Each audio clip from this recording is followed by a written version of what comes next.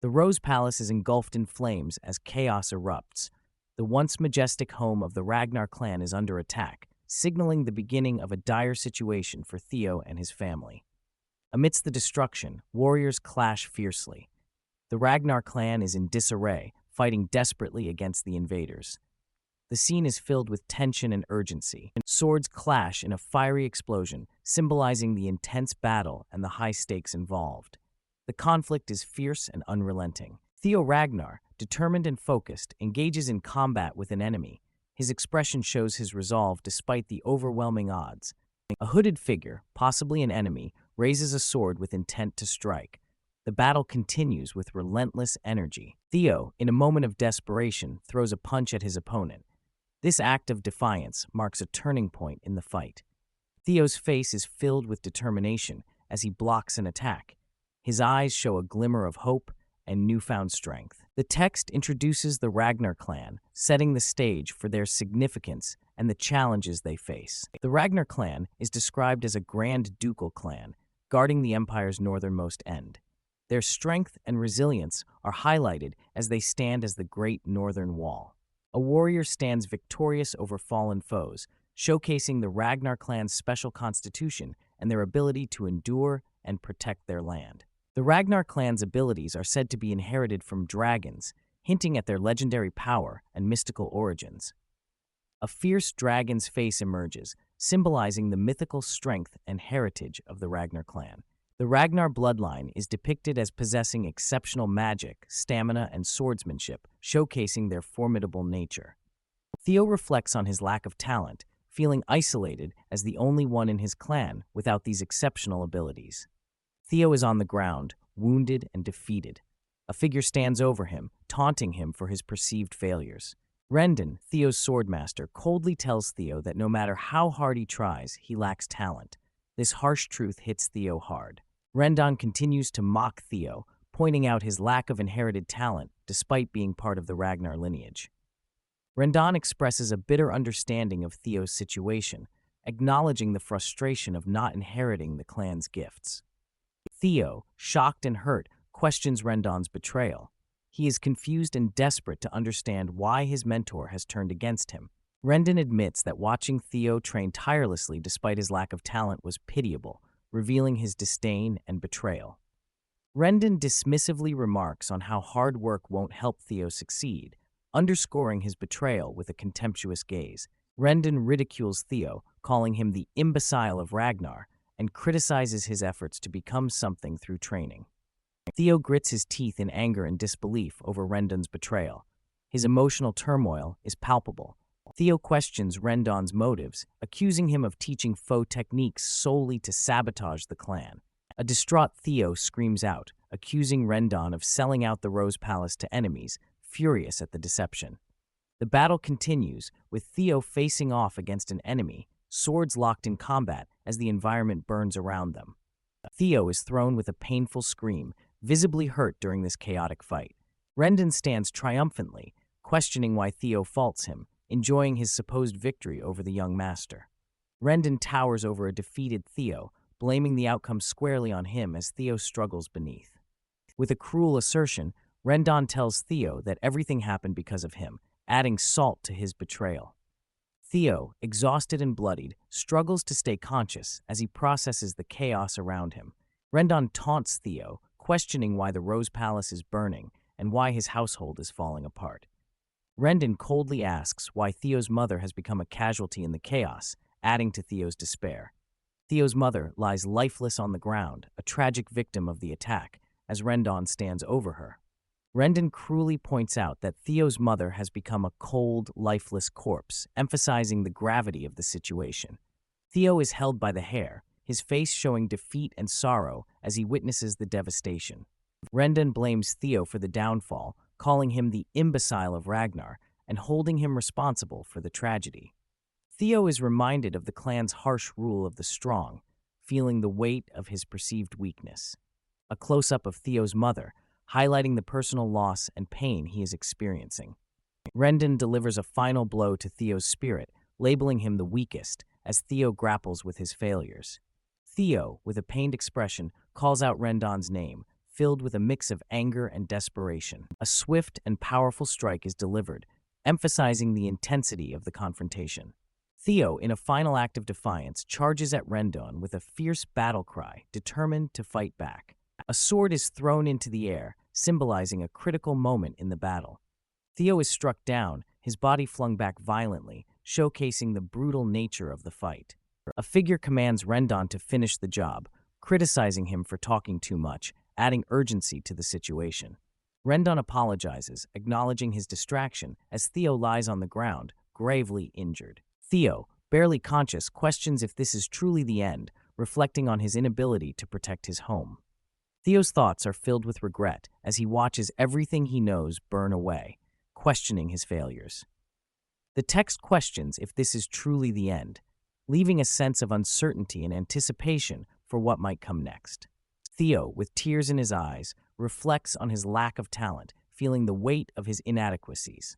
He laments that if only he had possessed talent, things might have been different, filled with regret. Theo questions whether his life and the fate of his clan would have changed if he had been more talented. The scene is engulfed in flames, symbolizing the destruction and chaos surrounding Theo's final moments. A bright light appears, signifying a pivotal change or transition in Theo's journey. A system message reveals that Theo has died, but his trait has activated, allowing him to return to a regression point. Theo finds himself back in time, staring intently at a sword, realizing he has a second chance. Rendon, appearing as Theo's swordmaster again, comments on Theo's tiredness, unaware of the change. Theo, now younger, is told they can finish the lesson, processing the reality of his regression. Rendon remarks on Theo's absent-mindedness as they stand in a training arena, setting the stage for Theo's new beginning. Theo is bewildered, realizing he has returned to the past, questioning if he had just died. He assumes he's experiencing flashbacks, confused that Rendon is the first person he sees. Theo contemplates the cruelty of death as a system message appears, hinting at a new quest.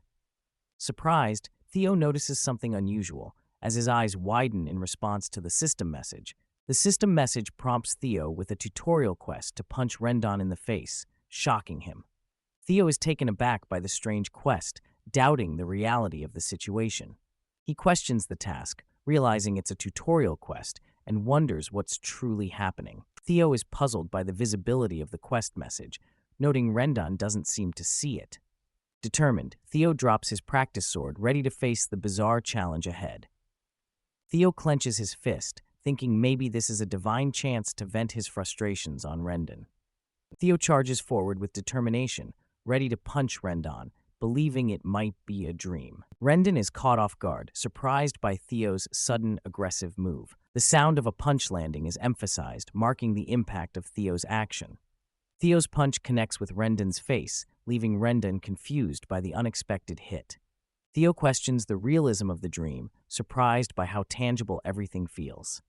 Rendon, now serious, prepares to retaliate, showing his readiness to counter Theo's attack. Theo is knocked back by Rendon's powerful counterattack, sent flying through the air.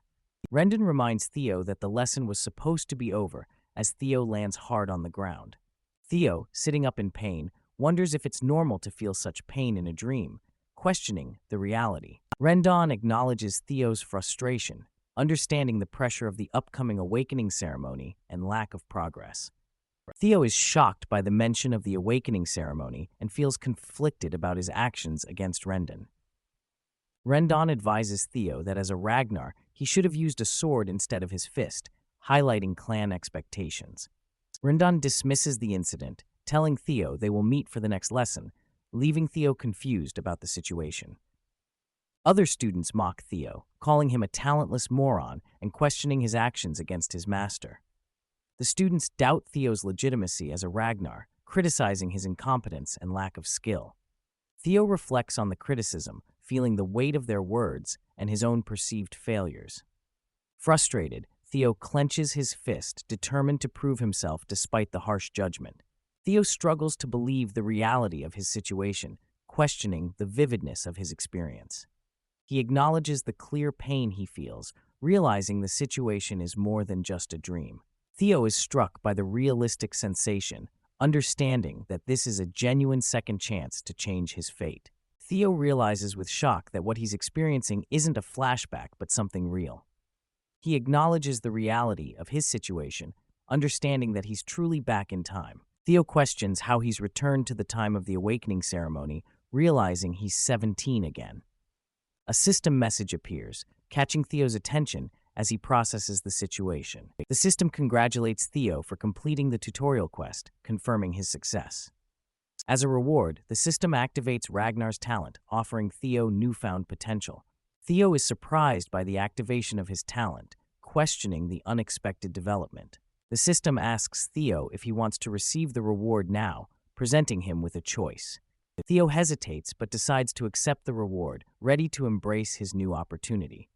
Theo confidently selects yes, determined to unlock his potential and change his fate. Theo is enveloped in a radiant aura as his newly activated talent surges through him, symbolizing his transformation and the beginning of a new journey. The scene opens at the Rose Palace, setting the stage for an important conversation. A hand pours tea, and a voice acknowledges the situation with a simple, "I see." Rendon, Theo's swordsmanship tutor, praises Theo's talent, claiming he's never seen someone so talented. Rendon confidently declares his commitment to training Theo, promising to prepare him for the awakening ceremony in 5 months. Cecilia Ragnar, Theo's mother, entrusts Rendon with Theo's training, showing her trust in him. Cecilia hands over a pouch, asking Rendon to give Theo extra attention. Rendon assures her of his dedication. Cecilia expresses her faith in Theo, smiling as she says she believes in him. The title, Regressing as the Reincarnated Bastard of the Sword Clan, appears, hinting at Theo's journey. Rendon walks down a corridor, revealing his true thoughts. He doubts Theo's talent and mocks him internally. Rendon continues to belittle Theo and his mother, showing his disdain while examining the pouch Cecilia gave him. Rendon reflects on the benefits of his position, enjoying the exceptional pay and prestigious title. He reveals his betrayal, planning to disclose information about Theo for personal gain, assured by a mysterious figure. Rendon is interrupted in the hallway, noticing someone approaching. Theo, determined and focused, runs down the corridor, catching Rendon's attention. Rendon watches Theo sprint past, seemingly unfazed by his presence. Rendon expresses frustration, muttering to himself about Theo's actions. Theo continues running, undeterred by Rendon's insults, showing his resolve. Cecilia is seen speaking with another person in a sunlit hallway, unaware of the unfolding events. Theo calls out to his mother Cecilia, catching her attention. Cecilia turns, surprised to see Theo approaching, questioning his sudden appearance. Theo embraces his mother, Cecilia, who comments on his tiredness from training. Cecilia is surprised by Theo's sudden hug, questioning his actions. Theo, emotional, realizes he has truly returned to his past. The revelation hits Theo. He's gone back 10 years in time. A flashback shows a tragic scene with Theo and a fallen figure, hinting at a painful past. A close-up of the fallen figure, revealing a bloodied face, intensifies the memory. Theo, in the past, appears determined despite the chaos around him. Theo smiles, now aware of his chance to change the future. Cecilia looks puzzled as Theo resolves to alter the future. Theo acknowledges his current weakness, but feels hopeful as a mysterious message activates his talent. Theo is determined, thinking, "I can be stronger," as he resolves to change his fate. He envisions becoming strong enough to survive the war for the throne. Theo stands resolute, ready to take on the challenges ahead. A close-up of Theo shows his intense focus and determination. Rendon walks confidently, unaware of Theo's growing resolve to take revenge against him. A new quest appears, challenging Theo to train his body to the limit. The scene shifts to an exterior view, setting the stage for Theo's training. Theo runs with determination, eager to become strong enough to confront Rendon. He acknowledges his current weakness, but knows he must focus on getting stronger first. Theo recalls his past involvement with the intelligence agency Black Snow, realizing the value of the information he gained. Theo recalls the Bloody Sword Emperor's Elixir, a potion that greatly empowers the body. He remembers the secret manual, whose true value will be revealed in the future. Theo reflects on the extreme training he once abandoned due to his lack of talent. The scene shifts to a bright exterior, symbolizing a new beginning. Theo runs with determination, his footsteps echoing his resolve. He feels empowered by Ragnar's talent, realizing the message window was real. The tutorial quest shows progress, with Theo having reached 27% of his goal. Observers are amazed by Theo's stamina, questioning his newfound fitness. Theo is determined to run as much as he couldn't before. He vows to swing more than he ever has, embracing his potential for growth. Theo pushes himself, confident he can become powerful this time. His training quest shows 65% completion. Time passes, marked by a few days later caption. Theo continues to train hard in the arena, observed by Evelyn Nereville from a distance. Evelyn, the manager of Training Ground before, yawns, watching Theo train tirelessly. She notes that Theo has been training without sleep for days, questioning his supposed lack of talent. Evelyn contemplates Theo's abilities, wondering if he truly lacks talent. Theo pushes his limits, feeling like he's going to die, with the quest nearing completion at 97%. He is determined, slashing with intensity as he strives to train his body to its limit. Recalling yesterday night, Theo exhaustedly lies on the ground, having reached 90% of his goal. The scene highlights Theo's progress, showing the quest completion at 90%. Theo's quest completion unexpectedly drops to 89%, shocking him. He lies on the floor, frustrated that his progress decreased from taking a rest. Determined not to stop, Theo charges forward with renewed intensity. The quest shows incredible progress at 98%. Fierce and driven, Theo swings his weapon with all his might. As Theo attacks, he notes he is nearly at his goal, feeling invigorated. Almost there, he thinks, pushing himself further. Quest progress rises to 99%, just shy of completion. Breathing heavily, Theo resolves to continue a little bit more to know his true limits. Evelyn watches in surprise and awe at Theo's relentless effort. Theo sprints with determination, pushing his limits. The quest progress remains at 99%, just shy of completion. Theo's face shows intense focus and determination as he pushes forward. Finally, the quest reaches 100% completion. Theo's eyes widen in realization as he completes the quest. A message congratulates Theo on successfully completing tutorial quest number 2. Theo receives rewards, a dragon heart, and a bonus of 10 years of past life's magic power. Exhausted, Theo collapses on the ground, having given his all. A prompt asks if Theo will receive his rewards now, offering a choice. With a determined look, Theo reaches out, ready to claim his hard-earned rewards. Theo decisively selects yes to receive his rewards. The system confirms that rewards are being received. Theo closes his eyes, feeling the exhaustion and relief. A powerful energy surrounds Theo as he receives his rewards. Evelyn is shocked by the sudden surge of energy emanating from Theo. Theo wakes up disoriented in an unfamiliar room. He realizes he's in a bed, confused about his surroundings. Evelyn enters, explaining that Theo is in the break room of Training Ground number 4.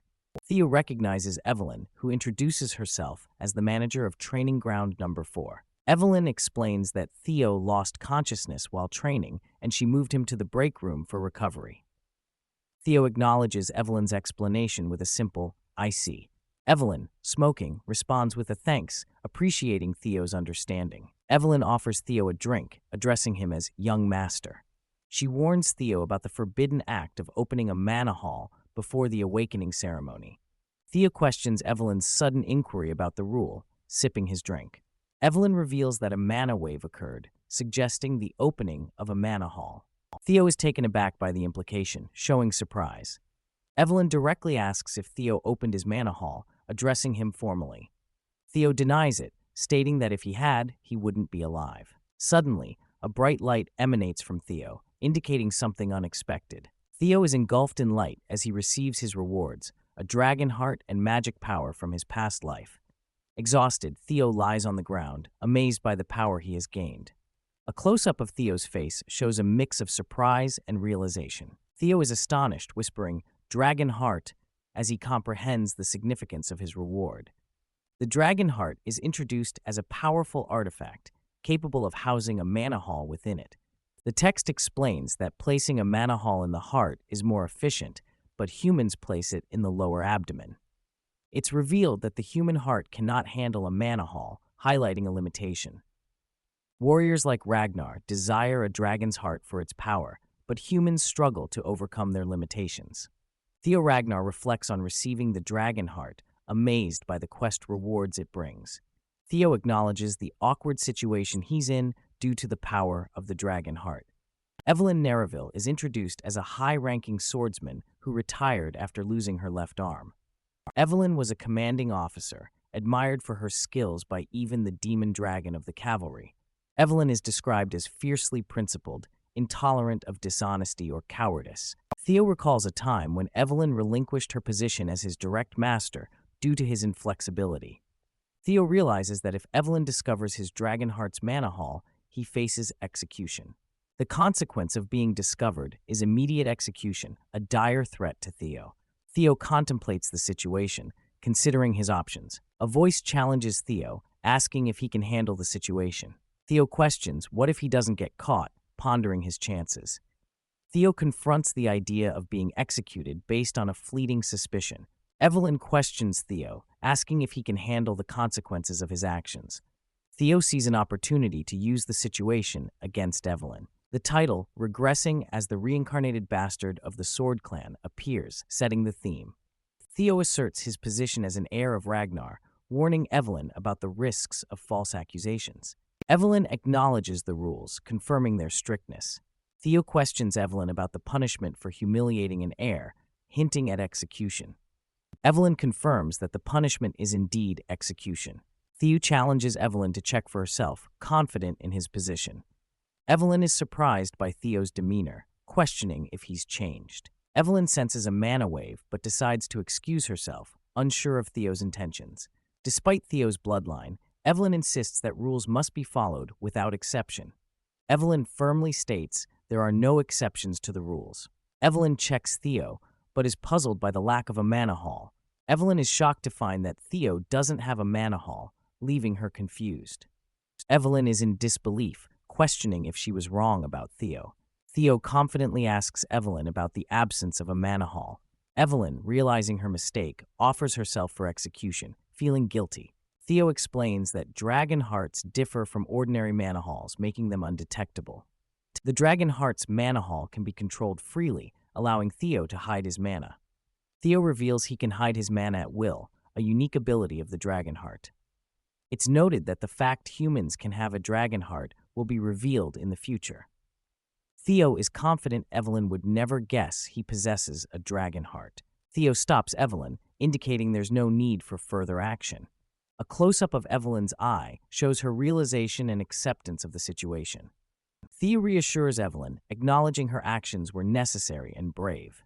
Theo reflects on Evelyn's strength and considers the benefits of clearing her debt. Evelyn feels a sense of happiness from Theo's concern, despite his reputation. Theo thanks Evelyn for her care, showing appreciation for her support. Evelyn is left speechless, contemplating the situation. Theo recalls his dragon heart and past life's magic power, realizing his potential. He is determined to become overwhelmingly powerful in this life. The scene transitions to a few days later, indicating a time skip. Rendon is frustrated with Theo's training, correcting his technique.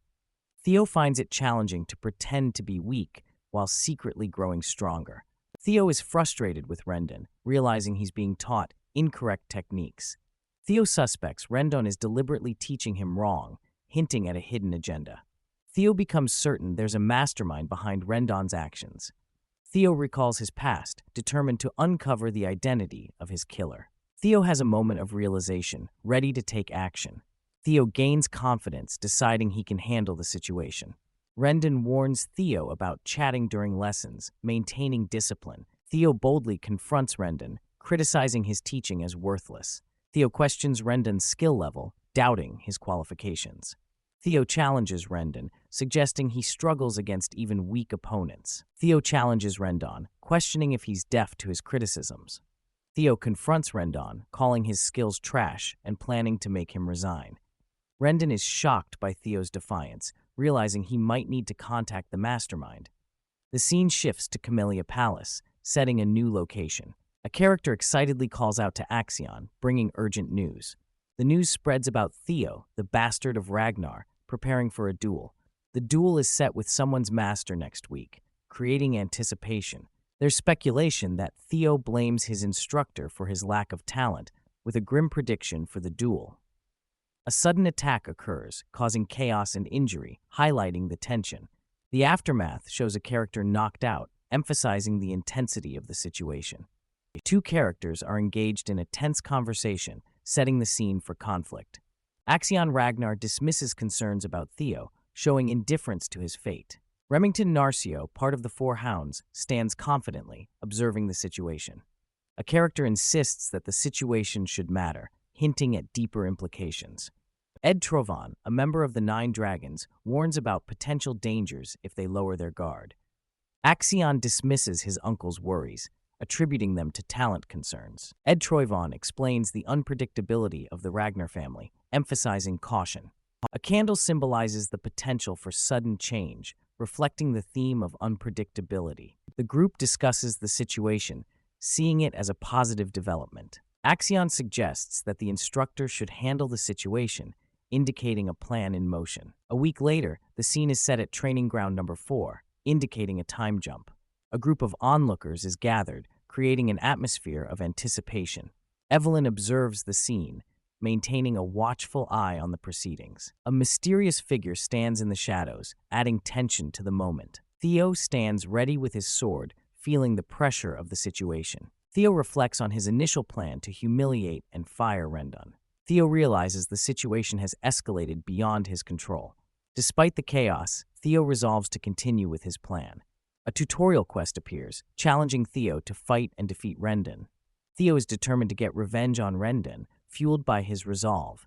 Theo Ragnar confronts Rendon, his swordmaster, with harsh words, declaring Rendon's skills as trash. Theo fires Rendon, telling him to get lost. Rendon is shocked and calls out to Theo in desperation. Rendon protests his dismissal, arguing about his contract. Theo dismisses his concerns, stating that if the employer says you're fired, that's final. Theo reflects on his past life and his desire to defeat Rendon. However, he admits his current lack of confidence and decides to separate from Rendon to gather more information. Rendon is worried about failing his mission if he's fired. He resolves to convince Theo to reconsider. Rendon chases after Theo, pleading with him and claiming the situation is against the rules. A quest appears for Theo, instructing him to fight and win against Rendon, leaving him surprised. Evelyn Nereville steps in, suggesting they resolve the issue with a duel. Evelyn proposes to settle the matter the Ragnar way, implying a battle to determine the outcome. Theo and Rendon are taken aback by Evelyn's suggestion, questioning what the Ragnar way entails.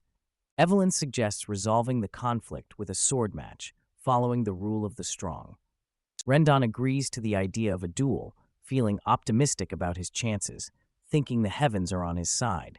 Theo is informed that the duel will take place a week from today, leaving him surprised and anxious. Evelyn, with a confident smile, asks if the timing is all right, but Theo is clearly not ready.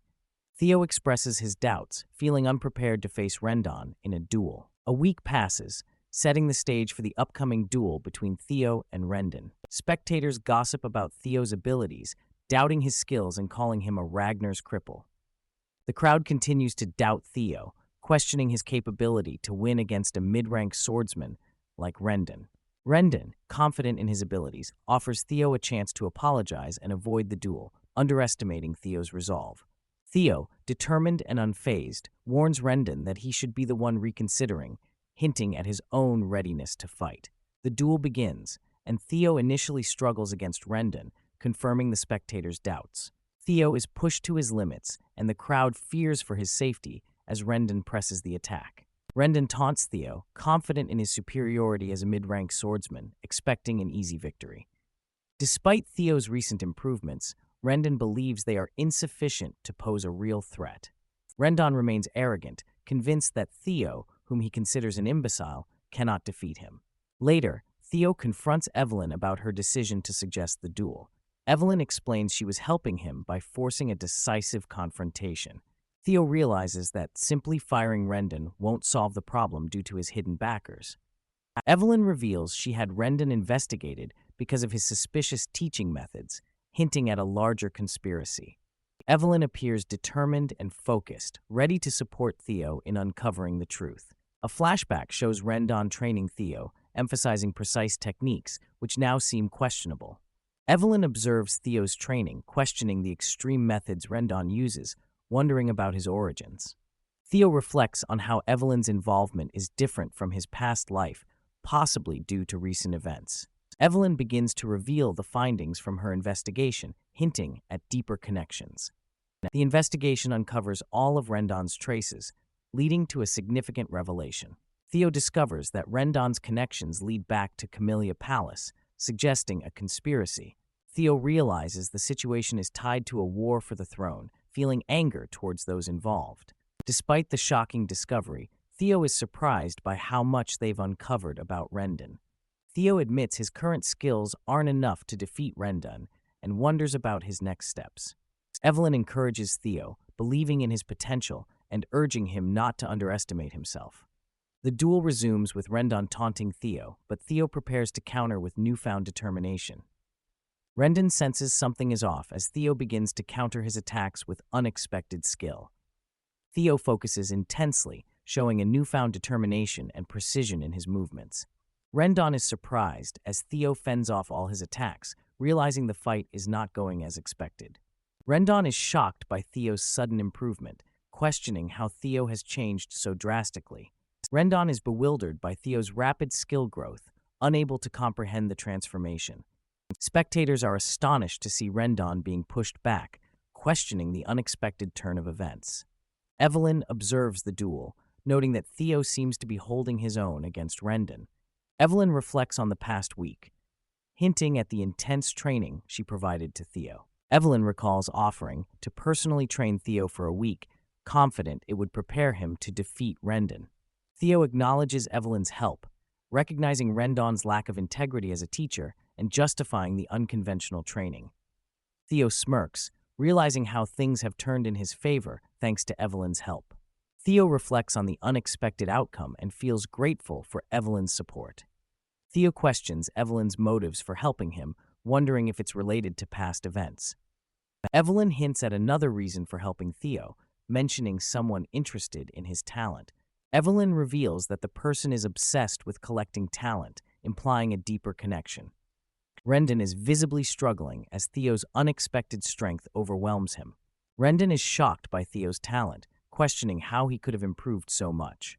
Rendon wonders if Theo had been hiding his true abilities all along. Theo confronts Rendon, demanding to know who is backing him, showing his strategic insight. Theo accuses Rendon of deceit, revealing he knew about the false teachings and demanding answers. Theo questions if Rendon's backer is Camellia Palace, pressing for answers. Rendon is shocked by Theo's insight and struggles to comprehend his predicament. Theo acknowledges Rendon's honesty, but remains firm and intimidating. Theo moves swiftly, asking Rendon if he knows what it's like to lose an arm. Theo threatens Rendon, intensifying the confrontation with a chilling question. Rendon is filled with fear as the realization of his impending defeat sinks in. In a dramatic turn, Theo disarms Rendon, literally severing his arm in a decisive blow. Rendon's arm is severed, marking Theo's victory in the duel and shocking everyone present. Theo stands victorious, covered in blood, with a fierce and determined expression. The spectators are in awe and disbelief at Theo's unexpected triumph over Rendon. Rendon screams in agony as he realizes the extent of his defeat. Rendon clutches his severed arm, cursing Theo for daring to challenge him. Theo stands confidently, certain of his newfound strength. Theo reflects on his growth, acknowledging that he has become stronger. Theo is determined to continue improving, believing he can become even stronger. Theo recalls past conversations, taking responsibility for the current situation. Rendon, confused and in pain, questions Theo's words. Theo coldly tells Rendon that his downfall is his own fault. Theo invokes the Ragnar belief in the rule of the strong, justifying his actions. Rendon is terrified as Theo declares him the weakest, sealing his fate. Theo stands triumphant, surrounded by the aftermath of the battle, as blood splatters around him. Theo, with a determined expression, holds his sword, signifying his victory over Rendon. A notification appears, congratulating Theo on completing tutorial quest number 3. Spectators watch in shock and awe at Theo's unexpected success and strength. Evelyn observes the scene with a satisfied expression, acknowledging Theo's achievement. Theo's fierce determination is evident as he reflects on his victory. Theo receives a bonus reward for exceeding the quest's objectives. Theo's silhouette is cast against the sky, symbolizing his rise in power. A prompt asks Theo if he wishes to receive his reward now, offering him a choice. Theo stands confidently, contemplating his next move after the decisive victory. Theo receives confirmation that his reward has been successfully received, marking the completion of his quest. The crowd is in shock as Theo Ragnar, once deemed the imbecile, emerges victorious against a trainee swordsman. Whispers of disbelief fill the air as they question how this unexpected outcome came to be. Theo stands over his defeated opponent, reflecting on his past life. He realizes the weakness of his former master and feels a sense of triumph over his previous struggles. Determined, Theo vows that things will change. He receives a system reward, gaining the observation ability and a manual of magic power, marking a new chapter in his journey. Theo looks up, seemingly aware of someone or something above him, as he stands confidently in the training ground. Theo is surrounded by a powerful aura, his sword in hand, as he prepares for whatever challenge lies ahead.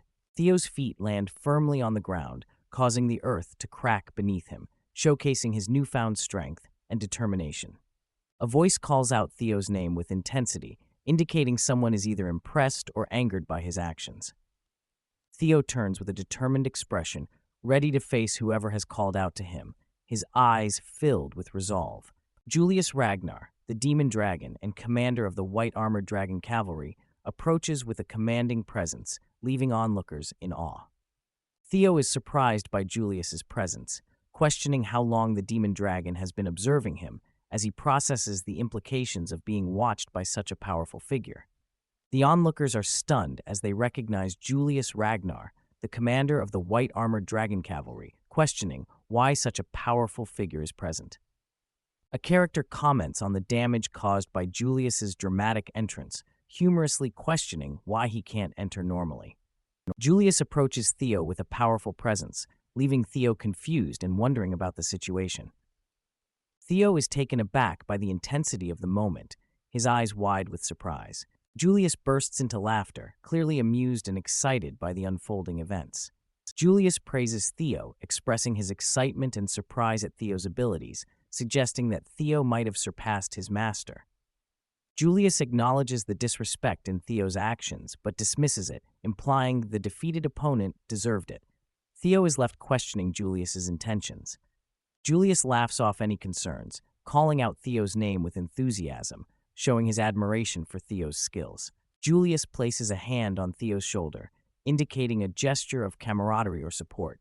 Julius offers Theo a position in the white-armored dragon cavalry, inviting him to join the prestigious group.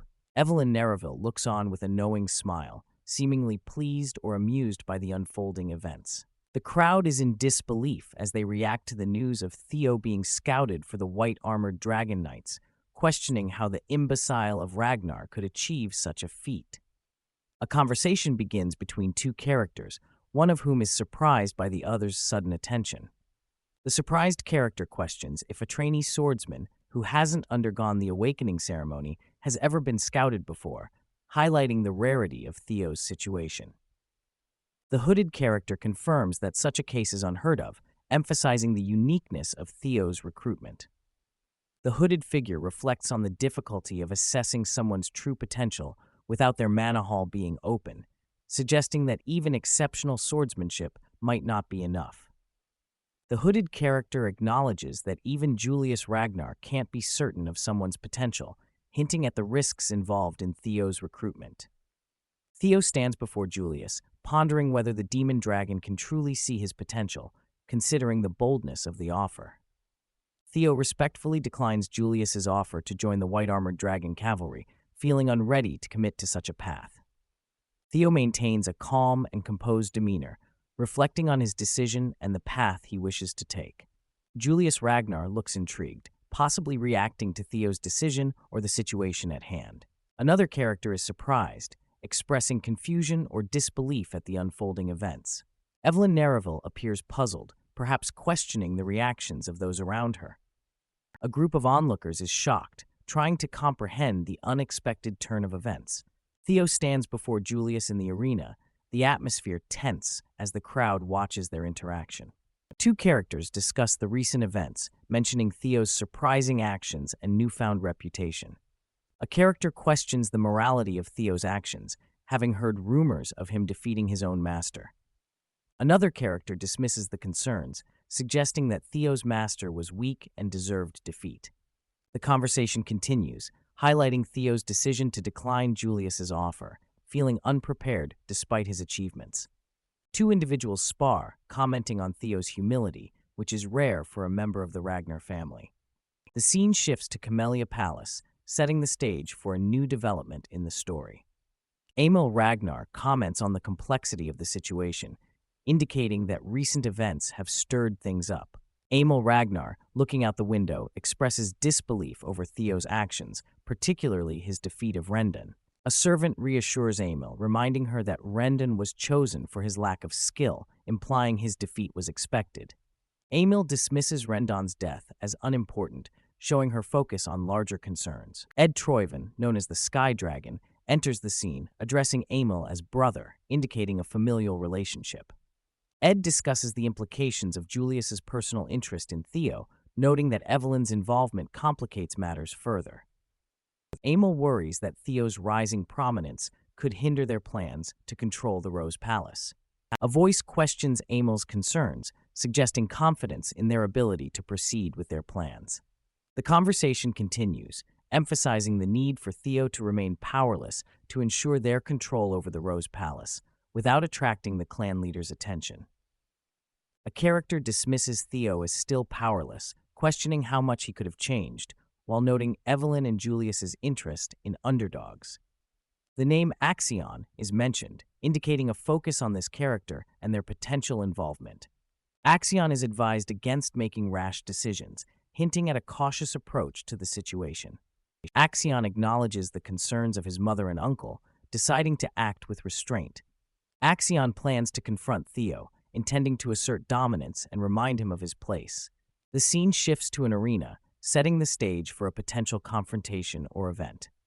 Evelyn Narraville praises Theo for his performance, acknowledging the benefits of learning from a skilled master. Evelyn questions Theo's decision to decline the offer to join the white-armored dragon cavalry, expressing curiosity about his reasoning.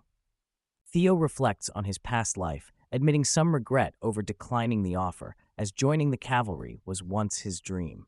Theo concludes that joining the cavalry now would be detrimental, suggesting he has other priorities or plans. Theo stands surrounded by hands reaching out, symbolizing opportunities and privileges he could receive.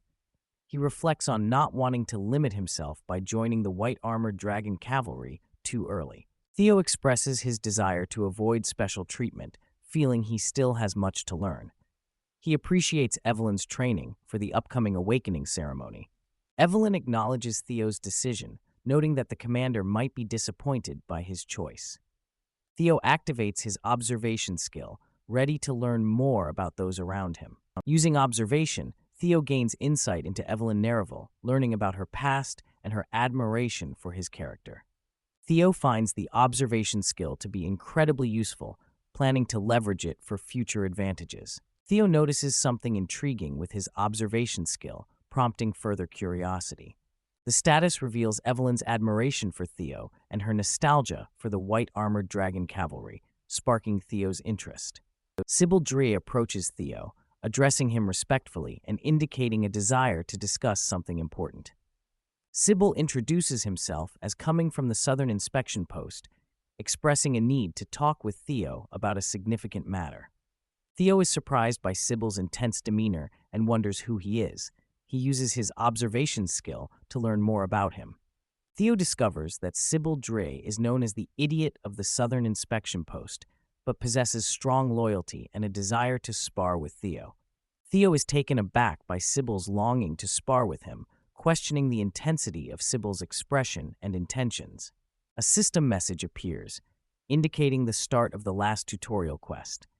Theo's objective is to discard the title Imbecile of Ragnar, with progress shown at 28%. Sybil Dre expresses his admiration for Theo Ragnar, asking to follow him on his journey. Sybil admits he once thought Theo was an imbecile, ignoring him in the past. Theo, holding his sword, is visibly annoyed by Sybil's past judgment, while Evelyn stands by. Sybil acknowledges Theo's dedication, noting his early morning training and hard work. Sybil is seen among other trainees, looking determined and focused.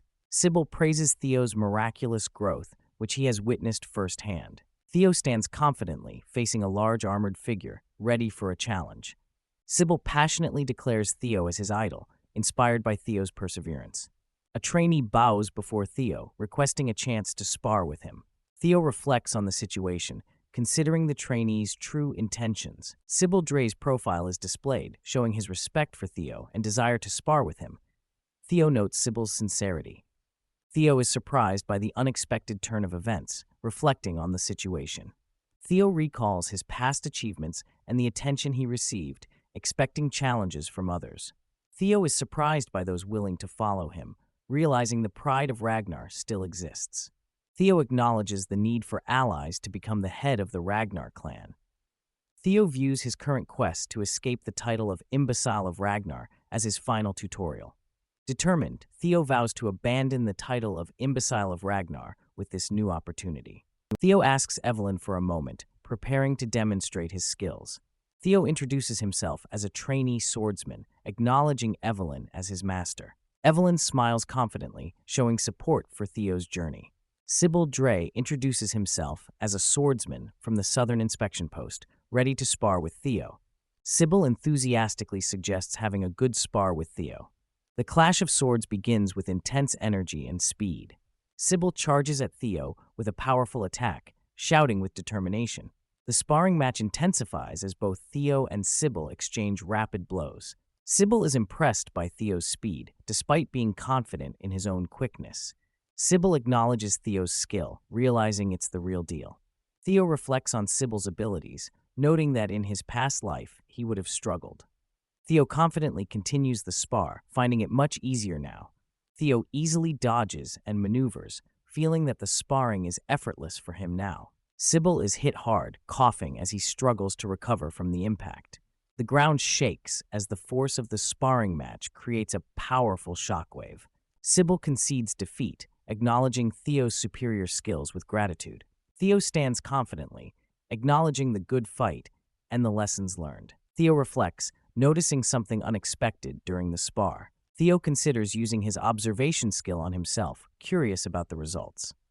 Theo activates his observation skill, focusing on himself. Theo successfully observes his own stats, revealing his strengths and weaknesses. Theo realizes he can now perceive his stats numerically, a new understanding. Theo contemplates his talents and the potential to gain more abilities through quests. Theo is pleased to discover he can personally check his own stat values. Theo notes his high magic power, attributing it to his past life's magic and the dragon heart, but questions his negative luck. Theo wonders if he is cursed due to his negative luck stat. Theo speculates that his past life's misfortunes might be linked to his low luck.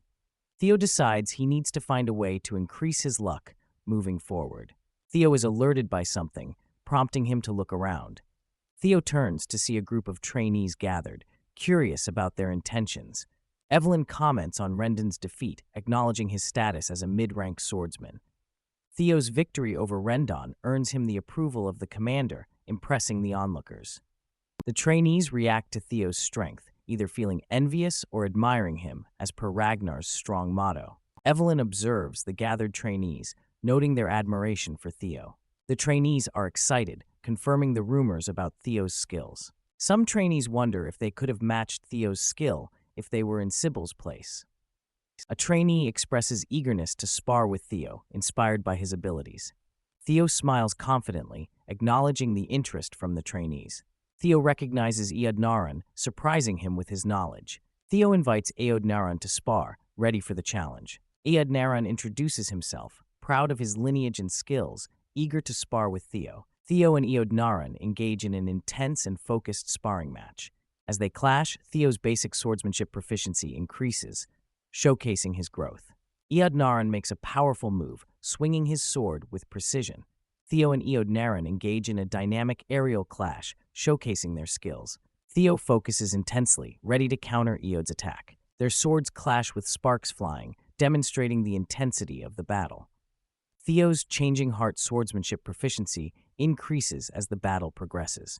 Eod Naran is taken aback by Theo's skill, realizing his impending defeat. Eod Naran concedes defeat, acknowledging Theo's victory and increasing Theo's luck. Theo reflects on how gaining approval has increased his luck and possibly his reputation. Theo gains experience points from the spar, marking his growth. Theo contemplates the implications of his newfound experience and luck.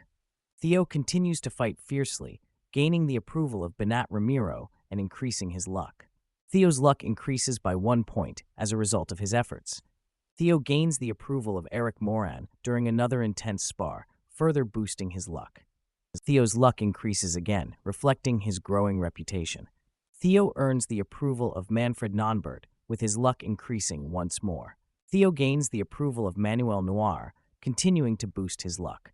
Theo receives the approval of Vero Perink, with another increase in luck. Theo gains the approval of Daniel Raman, further enhancing his luck. Theo's luck increases by 1 point, marking his continued success. Theo is determined and focused, pushing through the challenges with grit and perseverance. Theo stands ready, asking who will be the next challenger. Reflecting on his numerous battles, Theo realizes his progress is slow. Theo is frustrated that his quest progress only increased by 1%. He considers that he might need to face stronger opponents or those who doubt him. Theo concludes he needs a different event to make significant progress.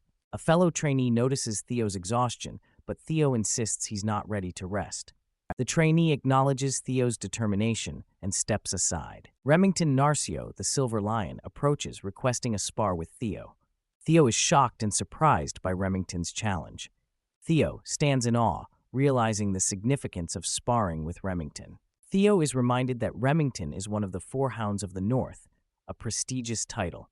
The Four Hounds of the North are introduced: Hulkus Lank, Ray Ragnar, Remington Narcio, and Axion Ragnar. Axion Ragnar is highlighted as part of the elite group, known for their strength within the Ragnar clan. Remington Narcio expresses his interest in witnessing Theo's swordsmanship before the awakening ceremony. Remington thanks Theo for fulfilling his wish to spar, revealing his impressive status and talents. Theo introduces himself, proud of his lineage and ready to face Remington. Theo reflects on the unexpected opportunity to meet and spar with the respected sword genius, Remington. Theo feels honored to face Remington and is determined to give his all in the battle. Remington looks forward to the battle, eager to test Theo's skills. Theo questions if his current self is ready for the challenge ahead. Theo prepares himself, determined to face Remington with all his strength. Remington stands ready, exuding a powerful aura as he prepares for the battle. Theo's goal is clear: to defeat Remington, one of the Four Hounds of the North. The intense clash between Theo and Remington begins, their swords sparking with energy. Theo questions if he can truly defeat a member of the Four Hounds of the North. Theo's quest progress increases slightly as he continues to strive for his goal. A massive explosion erupts, signaling the intensity of the battle between Theo Ragnar and Remington Narcio. The clash of their powers is evident in the bright burst of energy. A sword strikes down with precision, showcasing the skill and determination of the fighters. The blade gleams as it descends, hinting at the high stakes of the duel. Sybil Dre and other onlookers watch in shock and disbelief. Their expressions convey the tension and surprise at the unfolding events. Someone exclaims, "Did!" A sword falls to the ground, symbolizing a pivotal moment in the battle. The weapon's descent marks a turning point in the duel's outcome. Theo Ragnar and Remington Narcio face each other, swords crossed. The moment is tense, with both fighters showing respect and acknowledgement of each other's skills. A dramatic text bubble questions, "Young Master Theo lose," highlighting the unexpected turn of events and the uncertainty surrounding the duel's result. Sybil Dree expresses disbelief, "I don't believe this," while another character comments on the obvious result, acknowledging Theo's growth but doubting his victory. Remington Narcio stands confidently, stating it's impossible for him to beat the Four Hounds, the strongest of this generation. His words emphasize the challenge Theo faces. Sybil Dree passionately argues, but the fighting spirit the young master demonstrated, highlighting Theo's determination and resilience despite the odds. Remington Narcio concedes, "It is my loss." The unexpected declaration surprises the onlookers, marking a respectful end to the intense duel. Remington Narcio stands with his sword, expressing gratitude to Theo Ragnar. Thank you for the good duel. The respect between the two warriors is evident. Remington acknowledges Theo's challenges. The sword you were using was already worn out, not to mention you were already exhausted. This duel is my defeat. Theo Ragnar responds with a smile. In a battlefield, no one will offer such considerations. It was my loss the moment I lost my sword. His humility and understanding shine through. Remington Narcio smiles, appreciating the honorable exchange. The mutual respect between the two is clear in his expression. Theo and Remington shake hands, solidifying their respect and camaraderie. The handshake marks the end of their duel on good terms. Theo and Remington stand together, agreeing, I hope we can have a proper duel next time. Their shared hope for future encounters is evident. Onlookers are impressed. He was acknowledged by one of the four hounds. They recognize Theo's unique potential and growth. A system message appears. Tutorial Quest Muro 4. Escape the title Imbecile of Ragnar, 35-100%. Theo's progress in his quest is shown. A character watches with a smile, acknowledging the events with a sense of satisfaction and approval. Theo Ragnar reflects on the duel, thinking, he's strong. His acknowledgement of Remington's strength shows his respect and determination to improve. Remington Narcio looks on with a confident expression, reflecting his respect and acknowledgement of Theo's abilities. Theo Ragnar thinks to himself, by obtaining talent and secret manuals through quests, I've become incomparably stronger than in my past life, but I felt it the moment our swords clashed. Theo realizes, I'm still greatly lacking, acknowledging the gap he still needs to overcome, despite his progress. Theo reflects on the duel. It's a shame the duel fizzled out, but I still gained a lot. Not only did my luck increase by 10, but my reputation has greatly improved. The system message shows, Tutorial Quest No 4, Escape the title Imbecile of Ragnar, 35-100%. Theo notes, it's a shame the quest progress hasn't increased much, but I can always look for other methods. Theo contemplates, what would be a stage for me to gain approval, considering his next steps to improve his standing? Remington approaches Theo, saying, Young Master Theo, truthfully, I did not come here today simply to duel you. Remington reveals his intention. I want to invite you to the Scaled Dragon Society. Theo is visibly surprised by the unexpected invitation. Sybil Dree reacts with shock. The Scaled Dragon Society, the high society group that only those who have been selected can join. The text emphasizes the significance, and Remington is inviting him personally, highlighting the importance of the invitation. Theo Ragnar is excited, thinking, to be invited to the Scaled Dragon Society. The opportunity is significant for him. Theo questions, is it okay for someone like me to participate? Your group is famous, showing his humility and curiosity. Remington responds enthusiastically, nonsense, you're more than qualified. Besides, it's not that serious of a group. Remington explains, it's simply a social group for peers for the upcoming awakening ceremony. Meanwhile, others humorously lament not being invited. Theo reflects, I don't know Remington's motive for inviting me, but the Scaled Dragon Society is centered around Axion. Theo considers the society, it's filled with guys that look down on me. It's the perfect environment for me to progress my quest, and it'll allow me to do some recon on Axion and the Camellia Palace. Theo decides, I see no reason to refuse. He accepts the invitation with a thank you. Theo confidently states, in that case, I will participate. His determination is clear. Remington and another character commend Theo's decision. Good thinking. If you have any questions, don't hesitate to ask.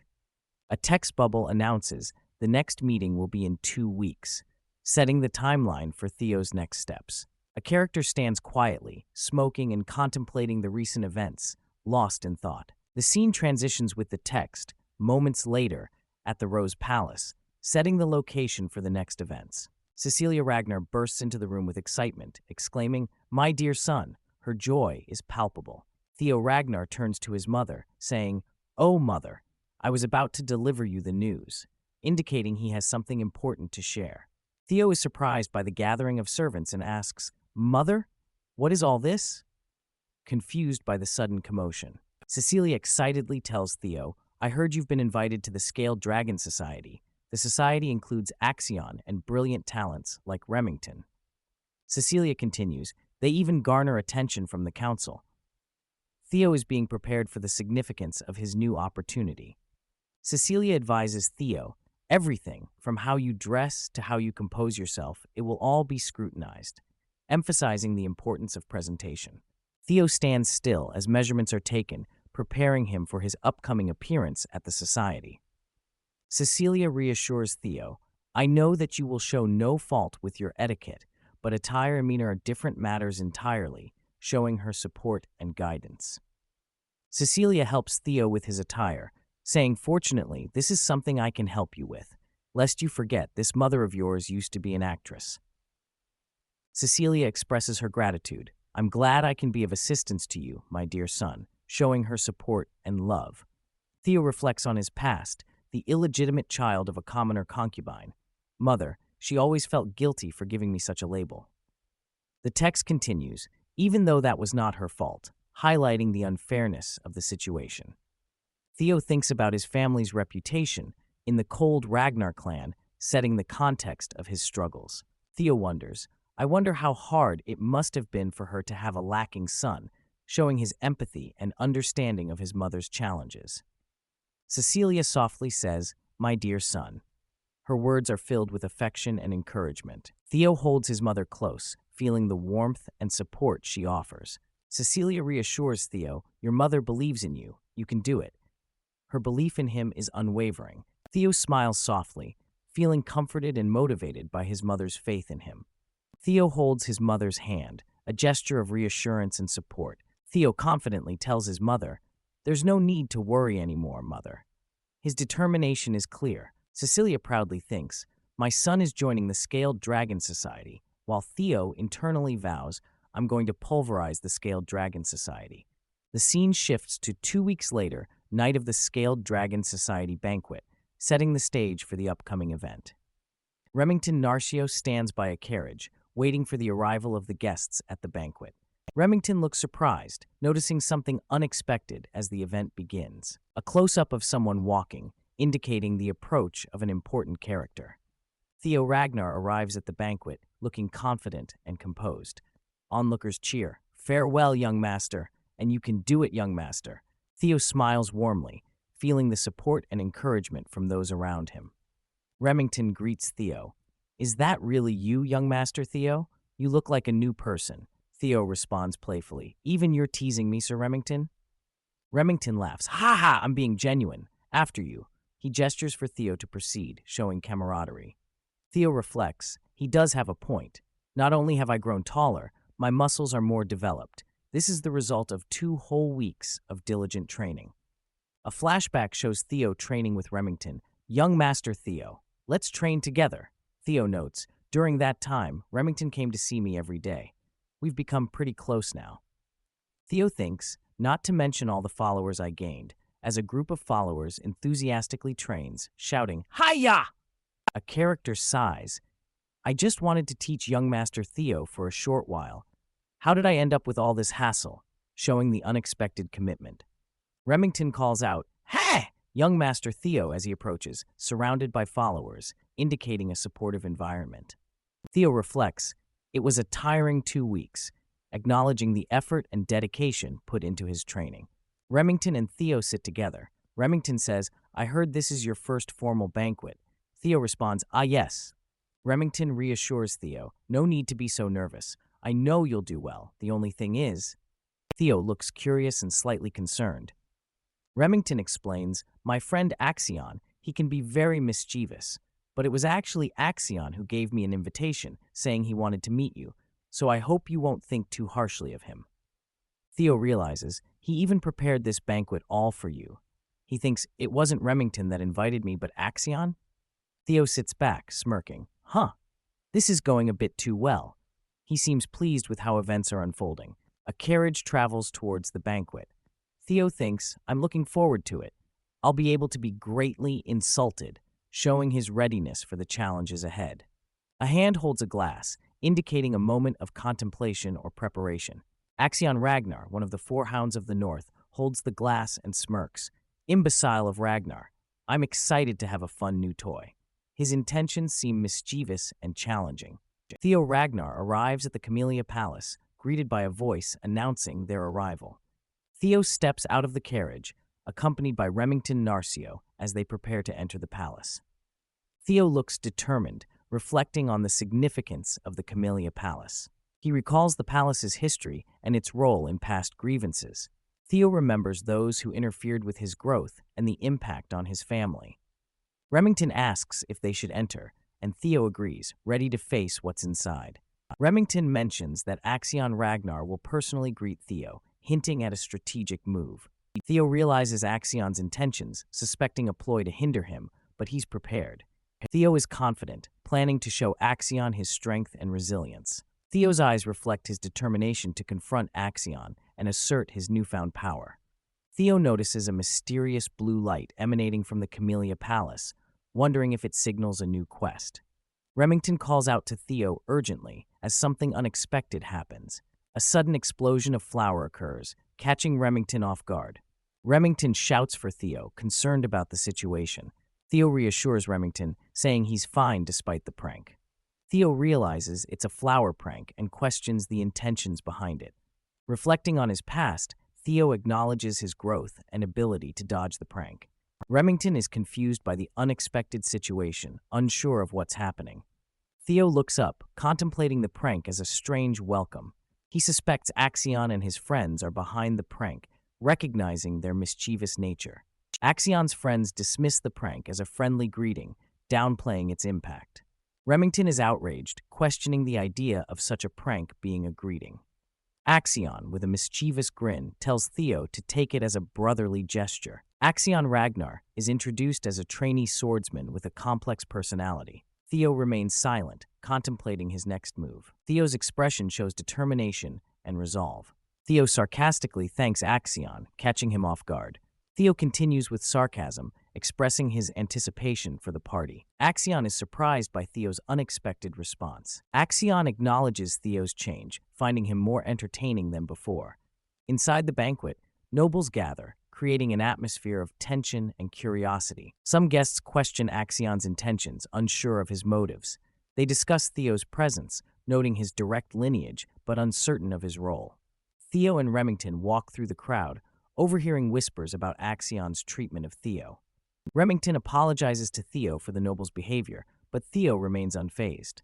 Theo encourages the gossip, seeing it as fuel for his future plans. Theo notices the direction of the mysterious blue light, considering its significance. He suspects it's a quest, but struggles to find a natural way to approach it. Axion makes a grand entrance, asking Theo if he's enjoying the party, setting the stage for confrontation. Theo reminds himself to stay calm and stick to his plan, ready for the next move. Theo thanks Axion for the invitation, while Axion apologizes for the earlier prank, admitting he went overboard. Axion puts an arm around Theo, insisting on his apology being accepted, creating a tense moment. Remington is surprised by Axion's sudden apology, questioning his sincerity. Remington looks confused, trying to understand the situation. Theo plays along, sarcastically referring to the prank as just a greeting. Axion is taken aback by Theo's nonchalant response. Axion laughs, impressed by Theo's change, finding him more entertaining than before. Axion expresses growing admiration for Theo, intrigued by his new demeanor. Some nobles mock Theo, seeing him as submissive to Axion, doubting his strength.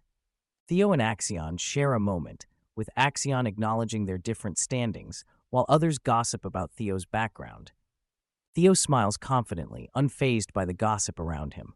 Some nobles mock Remington, questioning his loyalty to Theo. They discuss Remington's background, hinting at illegitimacy, but are warned to be careful. Remington acknowledges the sensitive topic, feeling the weight of the gossip. Theo considers observing the situation longer, but decides against it. He resolves to take action instead of waiting. Theo calls out to Axion, ready to make his move. With a sly smile, Theo suggests he should greet his new friends, hinting at a bold action. Theo approaches the nobles confidently, surprising Remington and others. Theo grabs a bottle, preparing to make a statement at the banquet. Theo approaches a noble with a bottle, catching him off guard. Theo swings the bottle with force, making a bold statement. The noble is struck, causing a commotion and shocking the attendees. Axion is surprised by Theo's unexpected action. Remington is equally shocked, witnessing Theo's assertiveness. Theo stands confidently over the fallen noble, asserting his dominance. The injured noble reacts angrily, cursing Theo for his audacity. Theo remains unfazed, delivering another blow to the noble. Theo questions the noble's insult, turning the tables on him. Theo sarcastically refers to his action as a little greeting, mocking the noble's earlier words. The nobles are confused by Theo's actions, questioning his reputation as an imbecile. Remington is surprised, wondering if Theo's bold move was for his sake. Theo confidently states that his actions were a welcome greeting, asserting his presence. Theo prepares to leave, making a dramatic exit. He hints at saying his goodbyes, leaving a strong impression. Someone calls out for him to wait, trying to stop him. A powerful energy or force is unleashed, adding to the tension. The nobles are left speechless, processing the unexpected turn of events. Remington and Axion are both shocked by Theo's assertiveness. The quest progress shows Theo is closer to escaping his negative title, marking his growth. The quest progress shows Theo is steadily escaping his negative title. A hand reaches out, indicating a moment of connection or confrontation. Theo stands over a fallen opponent, challenging others to confront him. As his quest progress increases, Theo faces multiple opponents, showcasing his readiness for battle. A swordsman draws his weapon, preparing to engage Theo. Another swordsman joins, intensifying the confrontation. They declare that harming the young master will be met with deadly consequences. Theo remains calm, surrounded by drawn swords, confident in his stance. A noble questions Theo's identity, revealing Ian Havi as a key figure. Theo recognizes the Hanavi clan as one of the 6 snow clans supporting Ragnar, understanding the stakes. Theo stands firm as the nobles, who once looked down on him, are now forced to confront his newfound assertiveness. A noble is visibly shocked by Theo's defiance, questioning the situation. Theo declares he will no longer tolerate disrespect, ready to challenge the status quo. He boldly questions if the bannermen of Ragnar dare to demand his death, challenging their authority. Theo's eyes blaze with determination as he asks if they can take responsibility for their words, refusing to tolerate any more disrespect. A mysterious pressure fills the air, leaving everyone in shock and awe. People are questioning if this powerful presence could really be Theo Ragnar, the imbecile of Ragnar. Realization dawns that Theo, despite his past reputation, has the right to the throne as a direct blood of Ragnar. Theo stands confidently, surrounded by nobles. His presence is commanding, and he seems ready to challenge anyone who doubts him. A character acknowledges that Theo's past reputation no longer applies, and they consider apologizing to him. A dark command echoes, "Kill them." The tension escalates as danger looms. A powerful energy slash cuts through the air, showcasing Theo's newfound strength. Theo moves swiftly, taking down multiple opponents with ease, demonstrating his combat prowess. Theo stands with determination, his red eyes glowing, embodying his transformation and resolve. Theo grips his sword firmly, ready to face any challenge that comes his way. A figure walks confidently down a hallway, casting a long shadow. Evelyn stands at the bottom of a staircase, holding a sword, ready for action. A system message appears, showing Theo's progress in escaping the title Imbecile of Ragnar. Axion is shocked, realizing the change in Theo's demeanor and abilities. Evelyn reveals herself, surprising Axion with her presence and support for Theo. Evelyn confidently states that her presence was expected, showing her loyalty to Theo. Theo smiles, acknowledging Evelyn's support, which gives him confidence to turn the tables. A scene of aftermath shows the defeated opponents, highlighting Theo's victory and dominance. A hand opens a vial, preparing to use its contents, possibly an elixir or potion. Julius Ragnar comments on Theo's progress, teasing about taking on a new disciple, showing his approval. A character questions another about their whereabouts, hinting at a past routine. Julius teases Evelyn about his recent joy, asking for her response, while she comments on the expense. Julius drinks from a bottle, pressing Evelyn for an answer. Evelyn sighs, admitting that Theo exceeded expectations. Julius praises Theo's talent, considering him the best among his students, even better than Axion. Evelyn agrees, stating Theo's potential surpasses even young Master Axion. Julius acknowledges Evelyn's words, joking about her perspective being better than his. They discuss whether Theo hid his strength, as such a drastic change seems unlikely. Evelyn finds it odd that Theo, who hid his strength, is now openly displaying it. Evelyn watches Theo train, reflecting on the risks of being hasty in one's actions. Evelyn is worried about Theo, feeling like he's being chased by something, and is concerned about his attendance at the Scaled Dragon Society. Julius suggests that Evelyn's worries might be due to Axion and encourages her to follow Theo if she's concerned. Evelyn is surprised by Julius's suggestion, who hints that something unexpected might happen. Julius explains that when ambitious individuals gather, they begin to establish their hierarchy. Julius advises Evelyn to tempt Theo a little while she's there, hinting at a plan. Evelyn looks surprised, processing Julius's suggestion. Julius instructs Evelyn to get Theo to join the White Armored Dragon Cavalry, emphasizing the importance of both of them. Julius questions if Evelyn thinks she can retire just because she can't ride a dragon, urging her to take responsibility. Julius decides to leave, complimenting the wine he enjoyed. Evelyn comments on the wine's taste, noting its quality due to its expense. Evelyn stands amidst a scene of chaos, with a figure observing her from a distance. Evelyn realizes Theo orchestrated the situation, understanding he joined the Scaled Dragon Society with a purpose. Evelyn wonders when Theo noticed her presence, acknowledging his extraordinary nature. Theo reveals he sensed Evelyn from the start, identifying her as a possessor of a dragon heart. Theo explains that those with a dragon heart can unleash energy perception, akin to a sixth sense. Theo acknowledges that the stage is set for the next phase of his plan. Theo addresses Evelyn directly, preparing for the next steps. Theo notes the disrespect shown to a successor candidate, setting a serious tone. Theo questions the punishment for disrespecting a successor, creating tension among the onlookers. The narrative hints at consequences based on clan laws, leaving the outcome uncertain. Evelyn stands ready with a bloodied sword, as the possibility of immediate execution is mentioned. A character smirks, indicating confidence or satisfaction with the situation. Evelyn is instructed to take only one arm from the offenders, as they are young and haven't completed their awakening ceremony. A group of young nobles react in fear, pleading for mercy as Evelyn approaches. The scene shows various young nobles being punished, with a system message updating Theo's quest progress. A young noble desperately clings to someone's leg, begging for help. The young noble continues to plead, showing desperation and fear. Axion coldly questions why he should help, dismissing the plea as just a greeting. The young noble is shocked and confused by the unfolding events.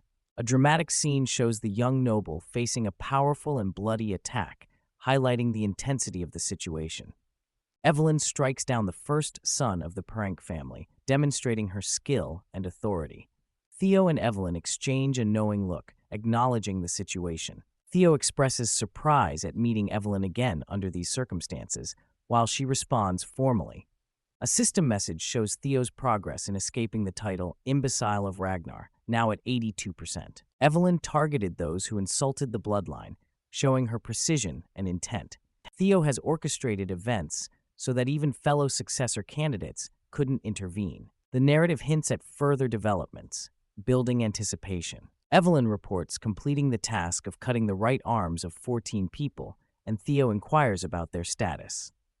Theo is informed that the arms can be reattached by a priest, but their future as swordsmen is uncertain. Julius praises the outcome. Theo's transformation is acknowledged, with a sinister smile indicating his newfound power and confidence. A menacing thought is expressed, wanting to crush someone underfoot. Theo decides it's time to leave, calling for Evelyn and Remington to join him. Evelyn and Remington agree to leave with Theo, showing their loyalty. A close-up of Theo's intense gaze, filled with determination. Another close-up, this time of Axion, mirroring Theo's intensity. Theo and Axion stand together, tension evident between them. A gloved hand clenches, symbolizing resolve or anger. Axion smirks, indicating satisfaction or a hidden agenda. Theo, Evelyn, and Remington walk away, with Theo having completed his quest to escape the title Imbecile of Ragnar. Theo bids farewell, promising to meet again, leaving a sense of anticipation. A congratulatory message appears, indicating Theo has completed tutorial quest number 04 with Evelyn Nereville. Someone shouts Theo Ragnar's name with intensity, highlighting his impact. A system message confirms all tutorial quests are completed, freeing Theo from his derogatory title. Theo stands with his companions, acknowledging the completion of his quest. Theo, Evelyn, and Remington walk confidently, with Theo declaring that his true revenge begins now. Theo receives an experience elixir as a reward, promising significant level-ups. A serene sunset fills the sky, symbolizing the end of a chapter. Sunlight streams through ornate windows, casting a warm glow inside. A character flips through a book, surprised by something they read. Theo stands in a sunlit room, facing someone, ready for the next part of his journey. Emil Ragnar and Ed Troyven are surprised by some news, asking for it to be repeated. A revelation about Axion's scaled dragon society is hinted at, creating suspense. Sybil Dre enthusiastically raises a glass, celebrating Theo's impressive debut in high society. A loud cheer erupts, marking the joyous occasion. Theo and his friends enjoy a lively celebration, drinks in hand, surrounded by laughter and camaraderie. A shocked reaction questions how Theo, once considered an imbecile, could have achieved such success. The scene opens at the Camellia Palace, setting the stage for a tense confrontation. Emil Ragnar is furious, confronting Axion Ragnar about his reckless actions. She accuses him of justifying an imbecile and letting their people's arms get chopped off. Axion, looking remorseful, admits to Emil's accusations with a simple yes. Emil continues to berate Axion, reminding him of her warnings not to take things lightly. She criticizes him for giving their enemy the grounds to go wild. Emil expresses her frustration over Axion's actions, which have allowed Theo to gain power, making it harder to take over the Rose Palace.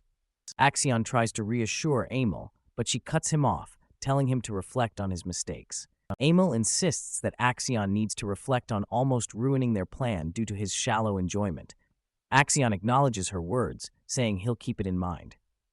Emil stands alone in the room, deep in thought, as the confrontation ends. Emil questions who Axion takes after to be so impulsive, while someone comments that he resembles her when she was young. Emil, unimpressed, asks if the comment was meant to be a joke, showing her serious demeanor. Ed Troyven enters, trying to calm Emil down. He suggests that the incident might not be entirely negative. Ed explains that the Rose Palace has been difficult to control due to its ties to the clan head's harem, but it still has the clan head's backing. Ed emphasizes that what they needed was a justification for their actions. He clenches his fist, highlighting the need for justification to take control. Ed mentions the chaos Theo caused at the Scaled Dragon Society meeting, which is helping him become the representative of the Rose Palace. Emil considers Ed's suggestion to use legal procedures to suppress Theo, seeing it as a strategic move. Emil reflects on her concerns about Theo's growing influence, fearing it might attract more attention to the Rose Palace. She contemplates using legal means to sweep away Theo's influence, seeing it as a way to strengthen their position. Emil concludes that if they use legal procedures, the Rose Palace will have to submit to the Troyvons, allowing them to take over quietly. The scene ends with a decisive gesture, as Emil seems resolved to follow through with the plan.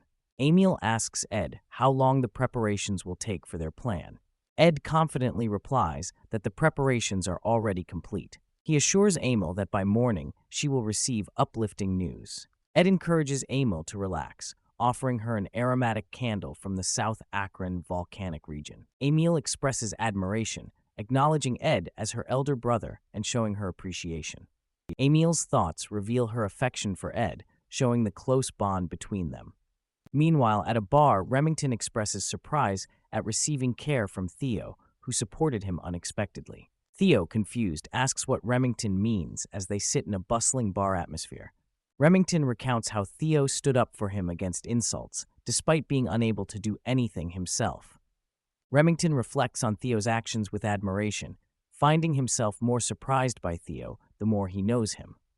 Theo reflects on how he was underestimated as a child, but grew into a strong person despite the odds. Theo's determination is highlighted as he faces opponents stronger than him, yet he manages to win through sheer willpower. Remington is deeply touched, realizing Theo's actions were for him, and feels grateful for Theo's care. Theo is puzzled, thinking Remington has misunderstood something about his intentions. Theo reveals his clan's orders to build ties with Axion, but he has his own plans. Remington declares his loyalty to Theo, expressing his desire to follow him from now on. The bar erupts in cheers, with patrons admiring the bond between Theo and Remington. Theo tries to clarify the misunderstanding, but the excitement in the bar continues. Theo hears a telepathic message telling him to let Remington be, adding to his confusion. The scene captures the lively atmosphere in the bar, with characters enjoying the moment. A character comments that the misunderstanding isn't necessarily bad, hinting at a positive outcome. The narrative suggests there's more to the situation, leading to a deeper understanding. It's revealed that people might just want to get along with Theo, the young master. Theo is surprised by this realization, showing a moment of introspection. He humbly thinks to himself that he's not anyone special, despite others' perceptions.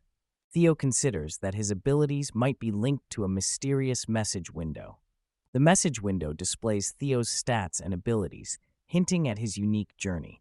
Theo reflects on the nature of the message window, initially thinking it was tied to regret, but realizing it's more complex. He feels a sense of déjà vu, but decides that whatever the source, it's beneficial to him. The text notes that Theo's level increased after the Scaled Dragon Society incident, marking his growth. Theo realizes that leveling up gives him points to enhance his abilities, allowing him to grow stronger. He finds the potential of his newfound power intimidating, expressing a sense of fear. Theo humorously fears the bright future his strength might bring, drawing attention from others. He decides to prepare for a counterattack from the Camellia Palace and asks Remington for help. Remington eagerly agrees to assist Theo, showing his loyalty and readiness. Remington is touched by Theo's friendly manner, feeling a sense of camaraderie. Theo holds a mysterious item, indicating a significant moment or decision. He explains that the conflict with Axion will intensify and asks for Remington's support in the upcoming struggle.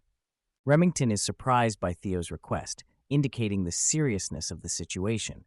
Theo reflects on Remington's future as a powerful clan leader and sees this as an opportunity to secure his allegiance. Theo hands something important to Remington, solidifying their alliance. Remington accepts the item, showing his commitment to Theo. Remington pledges his loyalty to Theo, ready to assist him in any way possible. Theo thanks Remington, acknowledging their growing friendship.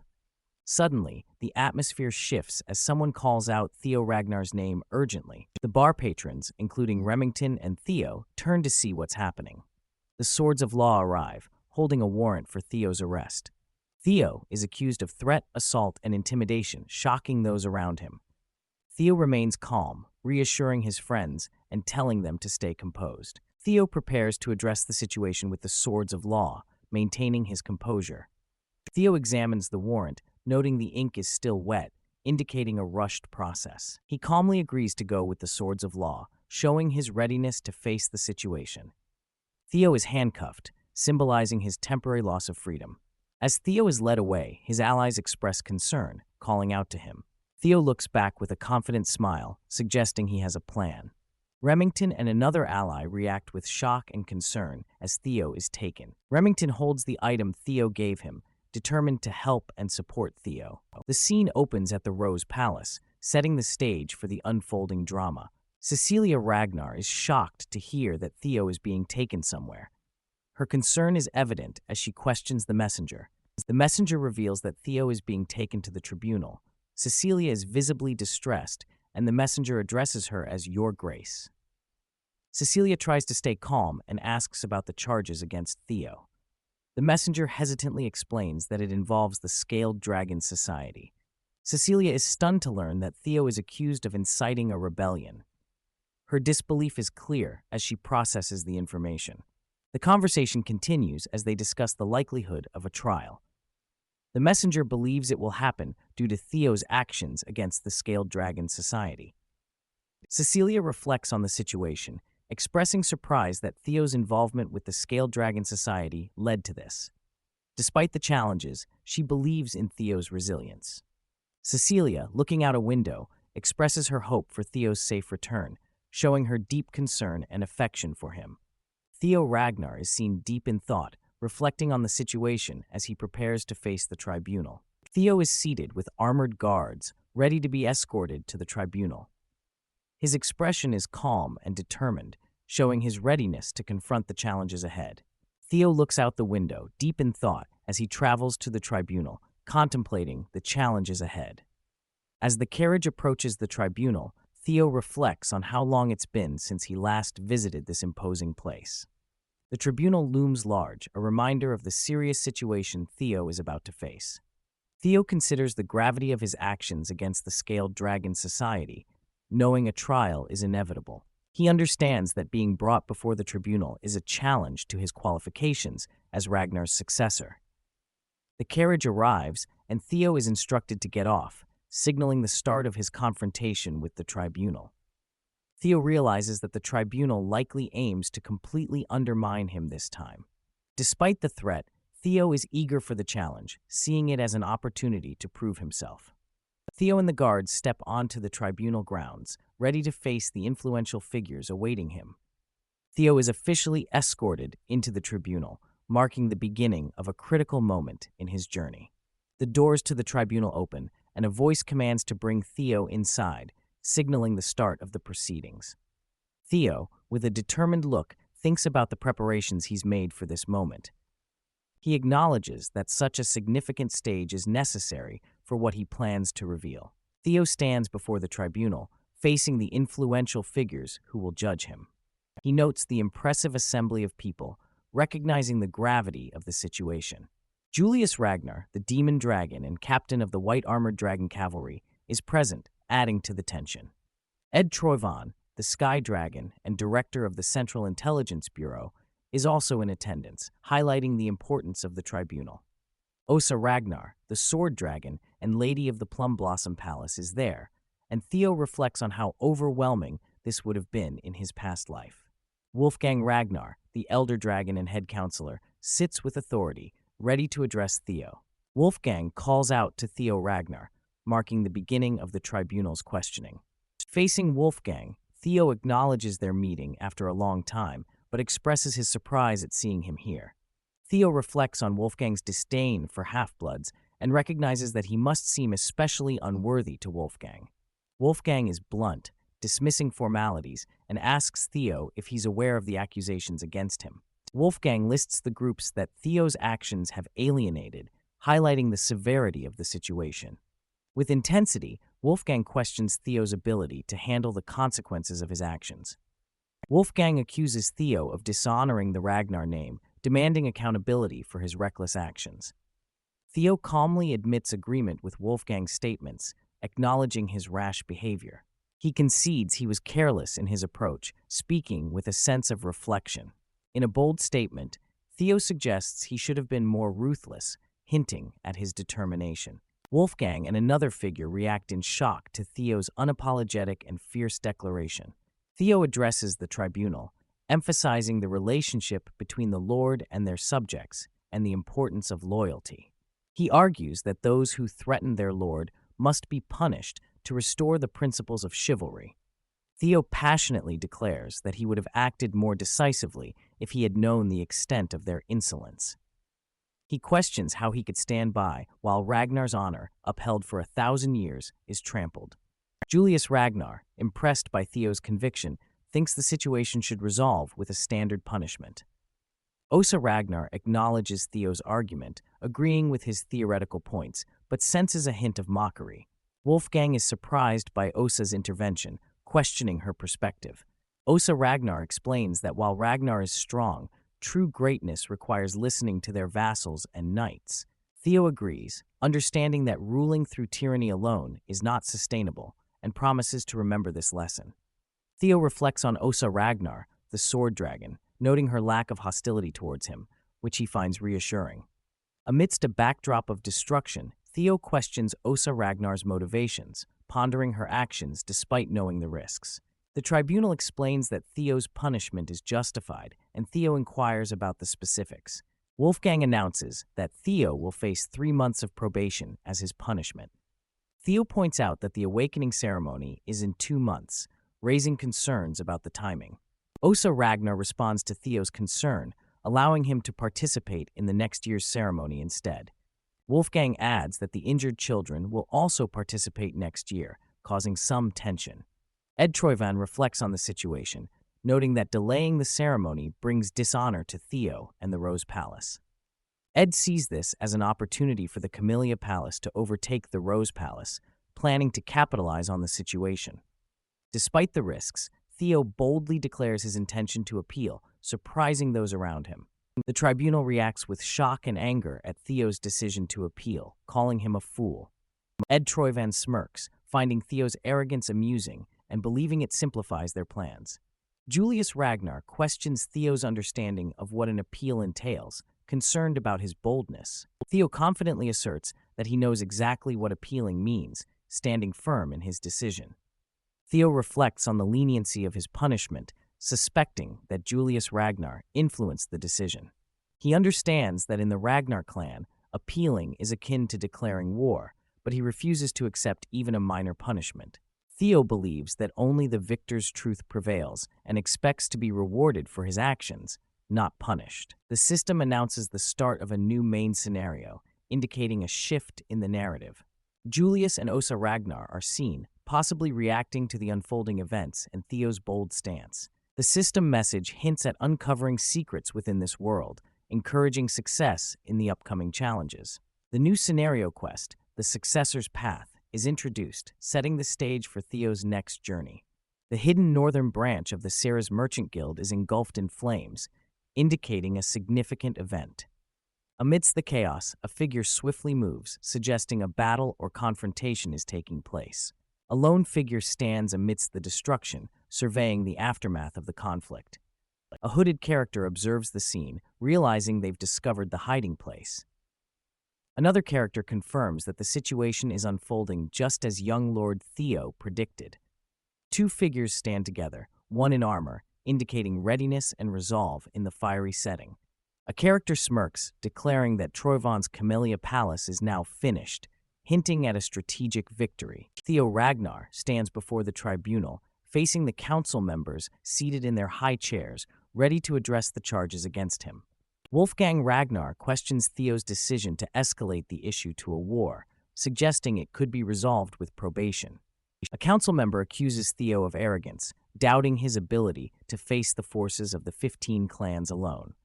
Theo confidently responds, asserting that handling the situation is his responsibility. Theo argues that in cases of power imbalance, proxy battles are a normal way to appeal, suggesting this as a solution. Julius Ragnar reflects on the usual outcomes of appeals, noting the difficulty due to the power difference in this case. The scene shifts to a depiction of a proxy battle, where representatives from each side will duel in a one-to-one sword fight. It's revealed that Theo will represent himself, while Axion is likely to be the opponent, setting the stage for the duel. Julius Ragnar doubts Theo's chances of winning, pondering if Theo has a hidden strategy. Julius considers the possibility that Theo might expect someone like Evelyn or himself to step in as his representative. Julius Ragnar concludes that Theo will be gravely disappointed if he expects others to fight for him. Theo announces that representatives will be decided and the proxy battle will occur in a week following the rules. A council member considers Theo's plan an obvious tactic, questioning its effectiveness. The council discusses Theo's intention to use the demon dragon or Evelyn as his proxy, but they doubt it will happen. Theo is expected to fight personally. A figure, likely Axion, is chosen to fight Theo, with the intent to teach him a harsh lesson. Axion agrees to the plan with a confident Sure, ready to face Theo. The discussion about selecting representatives continues, setting the stage for the upcoming battle. A voice reflects on Theo's unexpected boldness, noting they thought he was a quiet child. A door opens, casting light into the room, signaling a significant entrance or event. Theo is confronted by a shadowy figure who accuses him of being adept at crafting sly schemes. A figure, revealed to be Kyle Ragnar, comments on how much Theo has changed since they last met, addressing him as "my son." The text introduces Kyle Ragnar as the clan head, emphasizing his authority. The room acknowledges Kyle Ragnar's presence with respect, greeting him as the clan head. Theo kneels, showing respect to Kyle Ragnar, referring to him as the incarnation of the great dragon god. Theo's eyes show determination as he processes the situation, a blue light indicating a system message or quest. A system message appears, introducing Scenario Quest 01, Path of the Successor, challenging Theo to uncover the secret of Camellia Palace. Theo reflects on receiving his first quest since the tutorial, realizing the blue light was related to the secret of Camellia Palace. Theo senses that there is definitely something significant about the Camellia Palace. Despite the intrigue, Theo reminds himself that now is not the time to be distracted by the quest. Theo's eyes narrow with focus, indicating his determination to stay on task despite the distractions. Theo realizes he must address an unexpected challenge that could disrupt his plans. Kyle Ragnar questions why he has come, instructing Theo to stand, indicating a serious discussion. Kyle explains he learned of Theo's situation by chance and acknowledges the complexity of Theo's position, mentioning the proxy battle. Theo confirms his intention to appeal through a proxy battle, showing determination despite the pressure. Kyle considers the difficulty Theo faces in entering the proxy battle himself, pondering the situation. Kyle asks Theo who he plans to select as his proxy, hinting at a test of Theo's judgment. Axion reacts with surprise, sensing something significant about the situation. Theo admits there is no one to stand in his place, expressing his intent to represent himself in the appeal.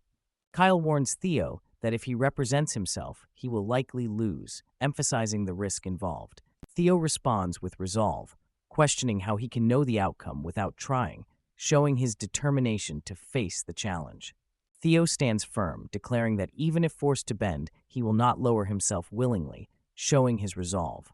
Kyle Ragnar's expression shifts, indicating a reaction to Theo's bold statement. Kyle bursts into laughter, proud of Theo's words, and shares his amusement with those around him. Axion repeats Theo's words, acknowledging his determination not to lower himself willingly. Julius Ragnar comments that Theo's attitude perfectly embodies the spirit of the Ragnar family. Kyle expresses satisfaction with Theo's attitude, and Theo humbly thanks him for the praise. Theo internally reveals that the proxy battle is just a distraction, allowing him to speak the truth freely. Theo recalls the tasks he assigned to Evelyn and Remington, hinting at a larger plan in motion. Theo aims to uncover proof of Camellia Palace's conspiracy, believing it will secure victory without fighting. Theo expresses a desire to personally give someone an opportunity, hinting at a strategic move. Kyle Ragnar, as the Master of Ragnar, declares his intention to test Theo with a single strike. Kyle wishes to test Theo's strength by delivering a single strike, offering to absolve all charges if Theo endures it. Theo is surprised by the proposal, realizing the significance of enduring a single strike from Kyle. Kyle instructs Theo to follow him outside, indicating the test will happen immediately. A council member protests Kyle's decision, expressing concern over the proposed test. Axion and another council member react with tension, understanding the gravity of Kyle's challenge. Axion realizes that Kyle's test signifies approval of Theo, which could change the power dynamics. A vision of Theo with a dragon behind him symbolizes the potential approval and power he could gain if he survives the test. Axion clenches his fist, contemplating the possibility of Theo enduring the strike and the implications it would have. Axion is determined to prevent Theo from gaining favor in the eyes of the clan head, fearing the shift in power. Kyle Ragnar, referred to as Sky Dragon, silences Axion, asserting his authority and dismissing any dissent. Axion acknowledges Kyle's command with a reluctant acceptance, understanding the power dynamics at play. Julius Ragnar, the demon dragon, is caught off guard, showing a moment of surprise. Kyle questions Julius, noting his amusement and asking if he has something to say. Julius responds, noting it's been a while since Kyle showed such interest, which he finds intriguing. Kyle ends the small talk, directly asking Theo if he will accept the challenge of enduring a single strike. Theo reflects on the unexpected turn of events, realizing his original plan has crumbled, but sees potential in the change. Theo smiles slightly, welcoming the unexpected change, seeing it as an opportunity. Theo expresses that the challenge is significant, questioning how he could compare it to a proxy war. Kyle questions Theo's hesitation, asking if he is refusing the challenge. Theo confidently responds no, clarifying that he only wanted to express how unfair the situation is. Theo argues that since the trial has become stricter, his compensation should also be increased. Kyle is intrigued by Theo's boldness, asking what kind of compensation he has in mind. Theo Ragnar is determined, his eyes filled with resolve as he prepares for a significant challenge. The scene shifts to a tense moment at the Camellia Palace, where emotions run high. Wolfgang Ragnar is shocked, exclaiming about Theo's audacity to propose a deal with the clan head. Wolfgang reflects on Theo's boldness, considering it arrogance and predicting it will lead to his downfall. Kyle Ragnar, the clan head, agrees to Theo's proposal, surprising those around him. Kyle acknowledges Theo's ambition, stating that such determination is necessary to become a successor. Kyle questions if there are any objections, addressing the Sky Dragon with authority. Theo humbly defers to Kyle's authority, acknowledging that everything in Ragnar belongs to him. Kyle declares his intention to test Theo Ragnar immediately, setting the stage for a critical confrontation. Theo stands ready, confident, and prepared to face the upcoming test with determination. The arena is set for the confrontation, with Theo and Kyle Ragnar facing each other, surrounded by onlookers. The council members, including Wolfgang and Julius Ragnar, watch the proceedings with keen interest. Ed Trovian realizes his plan to trap Theo has backfired, inadvertently giving Theo a platform to shine. Ed tries to calm himself, observing Theo from a distance, thinking there's no need to worry yet. Ed doubts Theo's ability to withstand Kyle's strike, believing it's an impossible feat for him. Axion Ragnar is convinced that Theo will not survive the test, hoping for his demise. Theo, confident and aware of Axion's thoughts, is determined to prove him wrong. Kyle Ragnar is surprised by Theo's readiness, questioning his sudden increase in strength. Kyle speculates whether Theo used an elixir but dismisses it, focusing instead on Theo's newfound strength.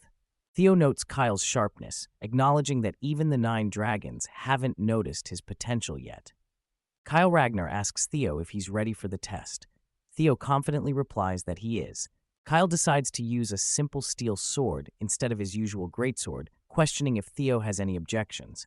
Theo agrees without hesitation. Kyle prepares to unleash his power, the air around him igniting with energy as he gets ready to strike. With a fierce look, Kyle signals the beginning of the test, his sword glowing with intensity. Theo braces himself, showing a mix of determination and excitement as the challenge begins. Theo is amazed by the pressure from Kyle's fighting spirit, yet stands firm, surprising Kyle with his resilience. Theo's eyes reflect his determination, focused entirely on the challenge ahead. Theo reveals that his strength has nearly tripled, a confident smile on his face. Theo recalls using the experience elixir, a reward from clearing a tutorial, which boosted his abilities significantly.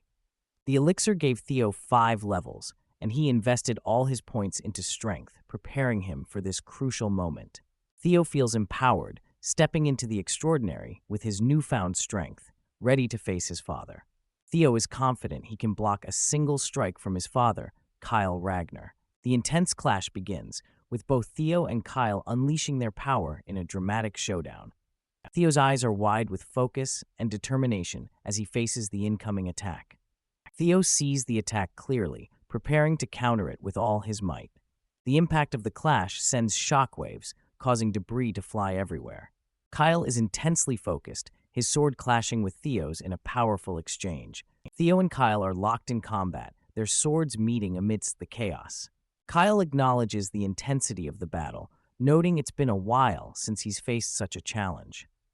The clash leaves a mark, a testament to the power and intensity of their confrontation.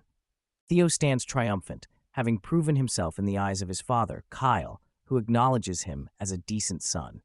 The onlookers, including Ed Trovian, are forced to recognize Theo's strength and innocence.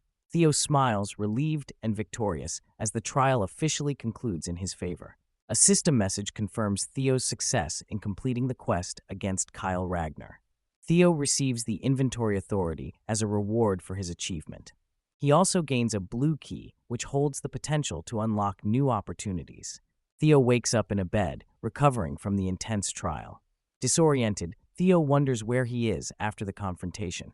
Cecilia Ragnar, his mother, is relieved to see him awake, expressing her concern for his well-being. Cecilia fusses over Theo, worried about his injuries, but Theo reassures her that he's okay. Theo, still confused, asks where he is, as he sits in a lavish room with Cecilia by his side. A messenger enters, announcing orders from the clan head. The messenger reveals that the former lady of the Camellia Palace, Axion, and the director of intelligence have been vacated. Theo is surprised by the news, questioning its implications. The messenger confirms Theo's suspicions with a confident affirmation. The scene shifts to the Camellia Palace, indicating a scenario update. A new quest appears for Theo to take over the Camellia Palace and uncover its secrets. A sudden, intense moment as someone steps forcefully, indicating tension. Emil Ragnar, furious, questions why she must vacate her rightful property, expressing her anger. Guards and attendants plead with Lady Emil to calm down, trying to manage the situation. Axion is approached by his uncle, who has a serious conversation with him. The uncle instructs Axion to kill Theo Ragnar, revealing a dark intention.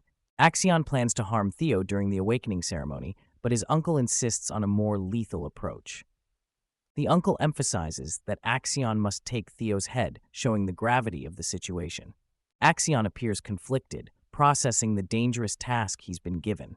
At the Camellia Palace, Theo reflects on how events have unfolded unexpectedly. Theo is pleased with the outcome, having gained control of the Camellia Palace without using his trump card.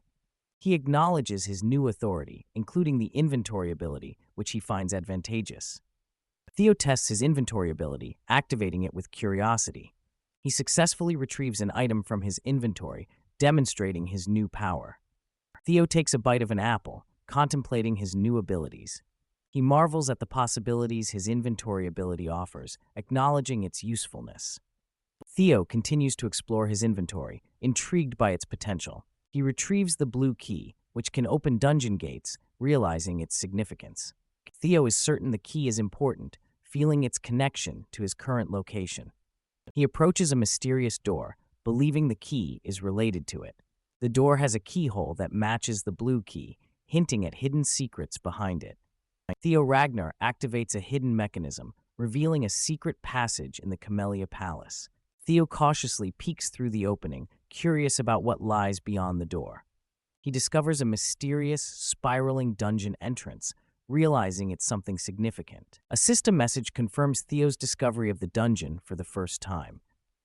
Another message informs him that his experience points will double as a reward for exploring the dungeon. Theo, intrigued by the quest, acknowledges the challenge and prepares himself mentally.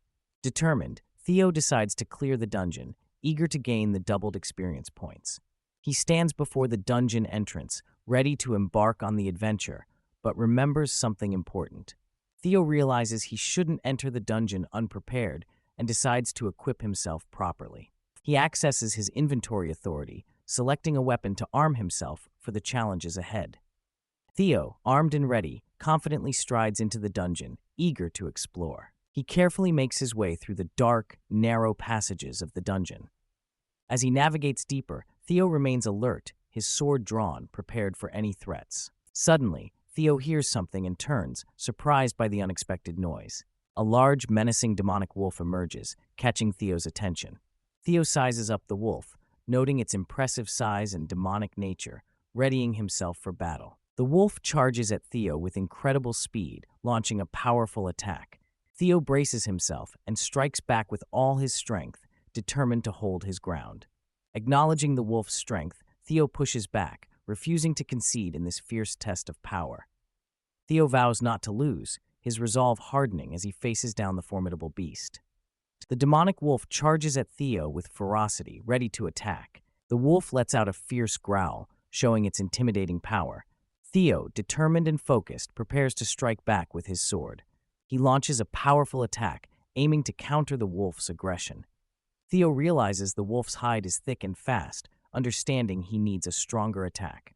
Acknowledging the wolf's extraordinary strength, Theo strategizes his next move. The wolf swipes with its massive paw, trying to overpower Theo. Theo swiftly dodges, using his agility to avoid the wolf's attack. He recalls his father's single-strike technique, hoping to replicate its power. Theo's eyes fill with determination as he remembers the breathtaking skill he witnessed.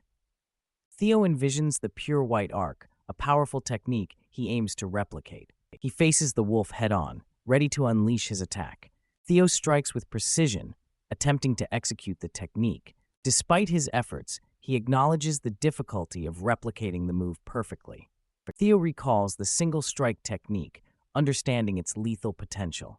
He prepares himself, focusing all his energy into a decisive attack. Theo decides to hone his speed and sword skills as taught by Evelyn. He recalls Evelyn's teachings, determined to apply them in this battle. The wolf, fierce and relentless, prepares for another assault.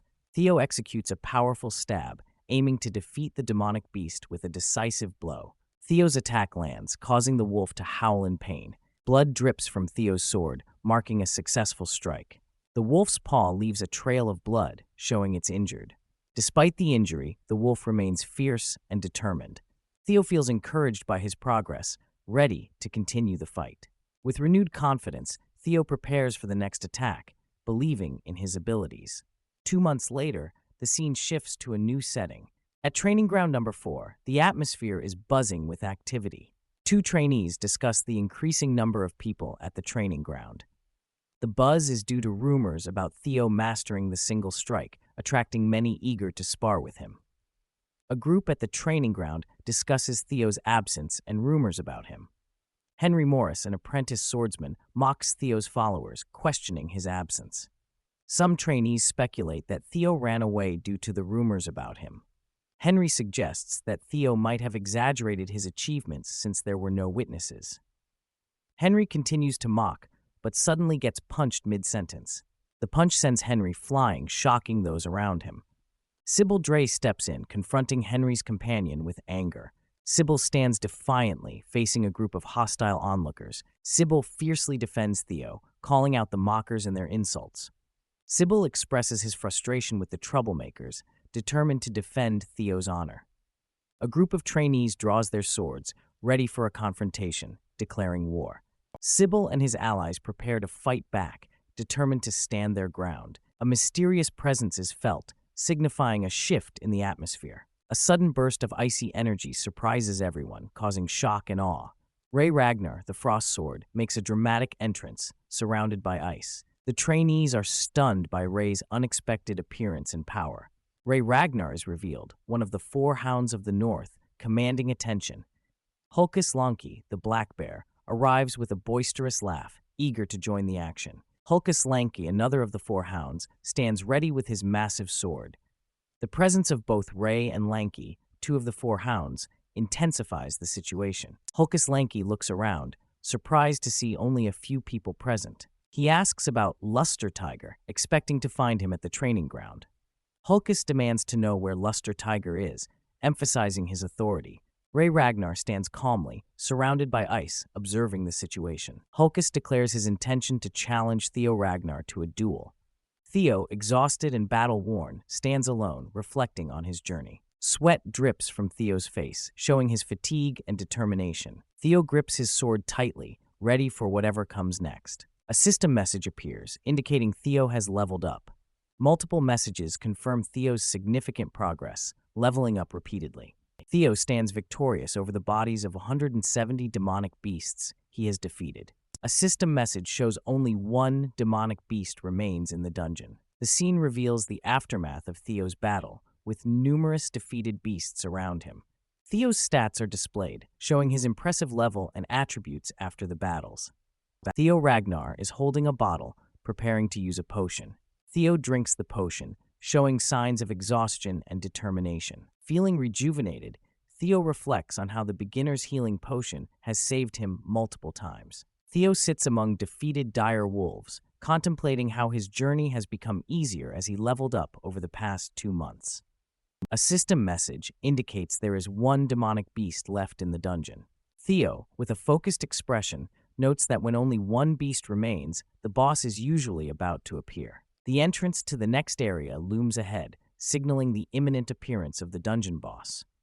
A system message announces Theo's entry into the 5th floor of the dungeon. Theo ascends the stairs, ready to face the challenges that await on the 5th floor. Theo examines his weapon, realizing it's no longer usable, and prepares to adapt to the upcoming battle. Theo interacts with a digital interface on the dungeon wall, preparing for the next challenge. Theo examines a ceremonial sword, a birthday gift from his mother, realizing it's all he has left. Reflecting on his past life, Theo recalls neglecting the sword due to tension with his mother before the awakening ceremony. Theo looks at the sword with newfound appreciation, recognizing its quality and potential. A flashback shows the grand entrance to a room filled with anticipation and celebration. Cecilia Ragnar, Theo's mother, joyfully enters with gifts, celebrating Theo's birthday with enthusiasm. Theo shouts for his mother, expressing a mix of emotions as he recalls the past. In the flashback, Theo dismisses the birthday celebration, focusing on the upcoming awakening ceremony. Theo tells his mother that good equipment doesn't change one's bloodline, emphasizing his priorities. Cecilia, looking saddened, is asked to leave, as Theo remains firm in his decision to focus on his quest. Theo approaches a cave, determined not to repeat the mistakes of his past life. A system message warns Theo that he is entering the boss room, where a strong demonic beast will appear.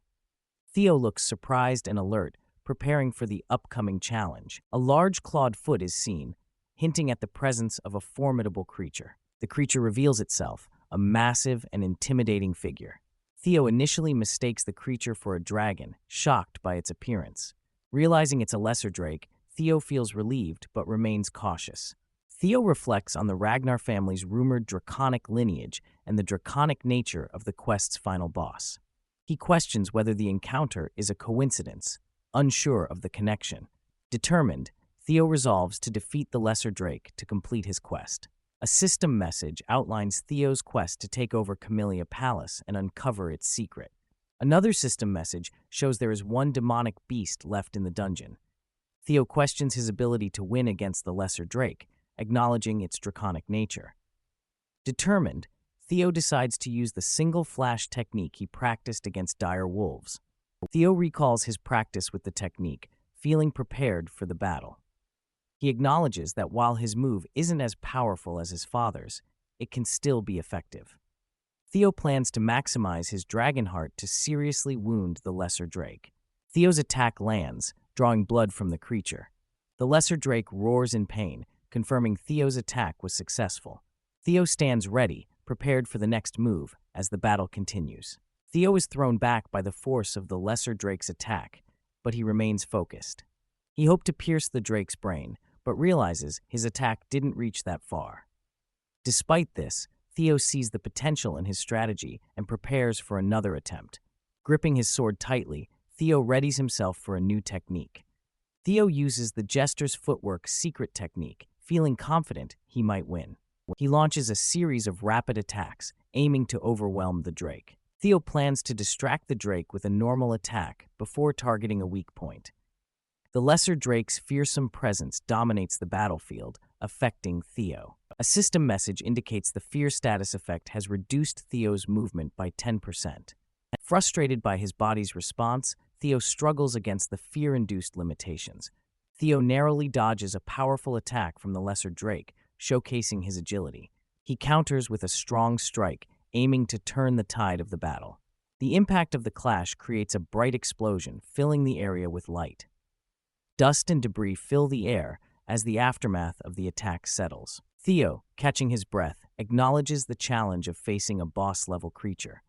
Determined to end the fight quickly, Theo plans to target the drake's weak point. With blood on his face, Theo's resolve is unwavering as he focuses on his target.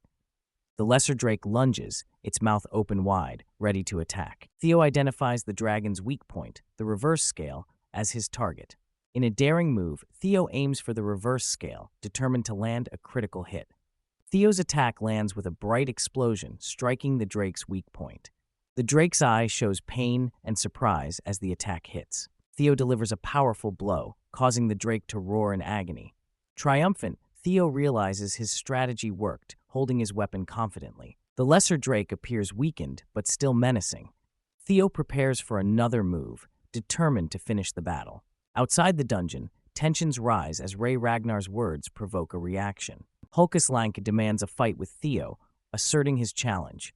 Hulkus argues that 3 years have passed, and his skills have improved. Ray Ragnar dismisses Hulkus as a loser, intensifying the rivalry. Hulkus Lank growls with determination, ready for a challenge. Hulkus proposes another duel, with the winner getting to face Theo Ragnar. Ragnar and Hulkus clash swords, their duel intense and fierce. Onlookers are confused and scared by the escalating situation. Someone approaches quickly, possibly to intervene in the duel. Remington Narcio steps in, trying to stop the fight between Ray and Hulkus. Remington insists the brawl should happen elsewhere, respecting Theo's domain. Hulkus, excited by Remington's arrival, expresses his desire to duel him too. Remington is caught off guard by Hulkus's enthusiasm for a duel. The scene shifts to an arena, setting the stage for a potential showdown. A character senses a strong killing intent, feeling threatened. The intense aura surrounds Hulkus and Remington, creating a tense atmosphere. Remington feels overwhelmed by the pressure, questioning what happened during Theo's training. A close-up of Remington shows his serious and focused demeanor. Hulkus grins confidently, ready for the challenge ahead. Theo Ragnar arrives, his presence marked by the Lesser Drake's fear skill covering the battlefield. The scene opens with a fierce Lesser Drake, its eyes glowing with intensity as it prepares to attack. Theo Ragnar stands victorious over the defeated Lesser Drake, his sword in hand. A message congratulates him on his success. Catching his breath, Theo reflects on the battle, noting how the Drake thrashed when he touched its reverse scale. He admits he thought he was done for. Theo observes the massive Drake, relieved that it wore itself out. He acknowledges the reverse scale as its weak spot. Theo receives valuable materials from the Drake, a tooth and a claw, both essential for enhancing weapons. Lying on the ground, Theo seems surprised, perhaps realizing the significance of his victory. A detailed description of the Lesser Drake's tooth appears, highlighting its use in weapon crafting to increase durability. Theo examines the materials, considering their potential to enhance his weapons. He seems intrigued by their power. With a smile, Theo decides to use the materials to repair his sword, a gift from his mother. He notes how the battle wore it down. Theo gains a new skill, Lesser Drake's Fear, which promises to be a powerful asset in future battles. Theo is surprised to discover he has acquired a new skill. He questions the unexpected development. The skill Lesser Drake's Fear is revealed, which releases a powerful killing intent. Theo is shocked by its potential. Theo is amazed, realizing that only the chosen ones can use such a skill. He never expected to have this opportunity. Despite his doubts, Theo considers the skill's usefulness, pondering its impact on his future endeavors. Theo is uncertain if the skill will be useful in Ragnar, given the presence of many powerful individuals there. He reflects on the challenges ahead, knowing the area is filled with formidable opponents. A message confirms that Theo has cleared the Camellia Palace dungeon, marking a significant achievement. Theo opens the doors, feeling a sense of accomplishment as he prepares to report his success. Standing confidently, Theo announces that he has completed the quest, ready to receive his rewards. A congratulatory message appears, acknowledging Theo's success in clearing scenario quest number 1 and hinting at the rewards to come. Theo is surprised as a glowing object appears before him, catching his attention. He examines the object, identified as a nest compass, which guides the holder to a nest. Curious, Theo wonders if the compass is related to his next quest, pondering its purpose. Deciding to keep the compass, Theo resolves to figure out its use later. Feeling exhausted, Theo decides to head back to his room to rest after the long day. As Theo tries to leave, a maid urgently calls out to him, indicating something important has happened. The maid is shocked by Theo's appearance and asks where he's been, concerned about his condition. Theo learns there's a brawl happening in training ground number 4, prompting his immediate attention. A transition indicates that some time has passed since Theo received the news. Theo arrives at the scene of the brawl, where tensions are high and the atmosphere is charged with energy. Theo unleashes the skill, Lesser Drake's Fear, engulfing the battlefield with its intense presence. Exhausted yet powerful, Theo demands the combatants leave him alone, asserting his need for rest. The onlookers are overwhelmed by Theo's display of power, visibly shaken and astonished. Hulkus Lank, the black bear, looks on, intrigued by Theo's formidable presence. Hulkus grins, acknowledging the overwhelming killing intent radiating from Theo. Excited by the challenge, Hulkus charges at Theo, eager to test his strength against him. Hulkus unleashes a powerful attack, but Theo is ready to counter. Theo deflects Hulkus's strike with surprising ease, leaving the onlookers in awe. Ray Ragnar and Remington Narcio watch the clash, their expressions a mix of surprise and admiration. Hulkus is taken aback, stunned that his powerful strike was deflected so effortlessly by Theo. Theo stands determined, reflecting on his ability to deflect Hulkus's powerful attack. Surprised by his own strength, Theo realizes he successfully deflected the strike. The battle intensifies as Theo and Hulkus face off, their swords clashing with force. Hulkus, the black bear, refuses to back down, his eyes glowing with determination. Despite being considered the weakest of the four hounds, Hulkus challenges Theo with a powerful attack. Theo, unfazed, prepares to counter Hulkus's challenge, showcasing his own strength. The narration highlights Hulkus's reputation, yet Theo is ready to face his attack head-on. Theo parries Hulkus's sword with precision, demonstrating his superior skill. With a swift move called Single Flash, Theo executes a powerful counterattack. Theo confidently parries and counters Hulkus's strike, showcasing his mastery in combat. Hulkus coughs up blood, clearly affected by Theo's powerful counterattack. Theo stands over the fallen Hulkus, who lies defeated on the ground. Hulkus's eyes are wide open in shock, unable to comprehend his defeat. Theo reflects on the battle, realizing he used his full strength without noticing. He's relieved Hulkus, known for his toughness, was the opponent. An onlooker is shocked by the outcome, unable to believe what just happened. The crowd erupts in cheers, celebrating Theo's victory over the black bear with a single strike. Theo tries to calm the crowd, insisting that Hulkus is still alive and well. Theo's sword, a gift from his mother, shows signs of damage from the intense battle. Surrounded by the cheering crowd, Theo looks at his broken sword in surprise. Theo is shocked to see the sword his mother gave him is broken, while the crowd praises his strength and skill. Remington Narcio questions the crowd's excitement over Theo's broken sword, while the celebration continues. Ray Ragnar and Remington Narcio watch the scene unfold, both with thoughtful expressions. Ray Ragnar remains silent, her expression unreadable as she observes the events. A flashback begins, showing a young Theo encountering a mysterious child in the snow, asking who they are. Young Theo expresses concern for the child, wondering why they're out in the cold without proper clothing. Theo offers his scarf to the child, trying to keep them warm in the freezing weather. Despite the scarf, Theo notices the child still looks cold and decides more needs to be done. Theo invites the child to his house, offering warmth and shelter from the cold. The child agrees to go with Theo, planning to return home once the snow stops. The flashback ends with Ray Ragnar, now grown, reflecting on the past encounter with a soft expression. Ray Ragnar smiles subtly, a rare expression that catches attention. Ray walks away, leaving Remington Narcio surprised by her unexpected smile. Remington is astonished, questioning if Ray Ragnar actually smiled.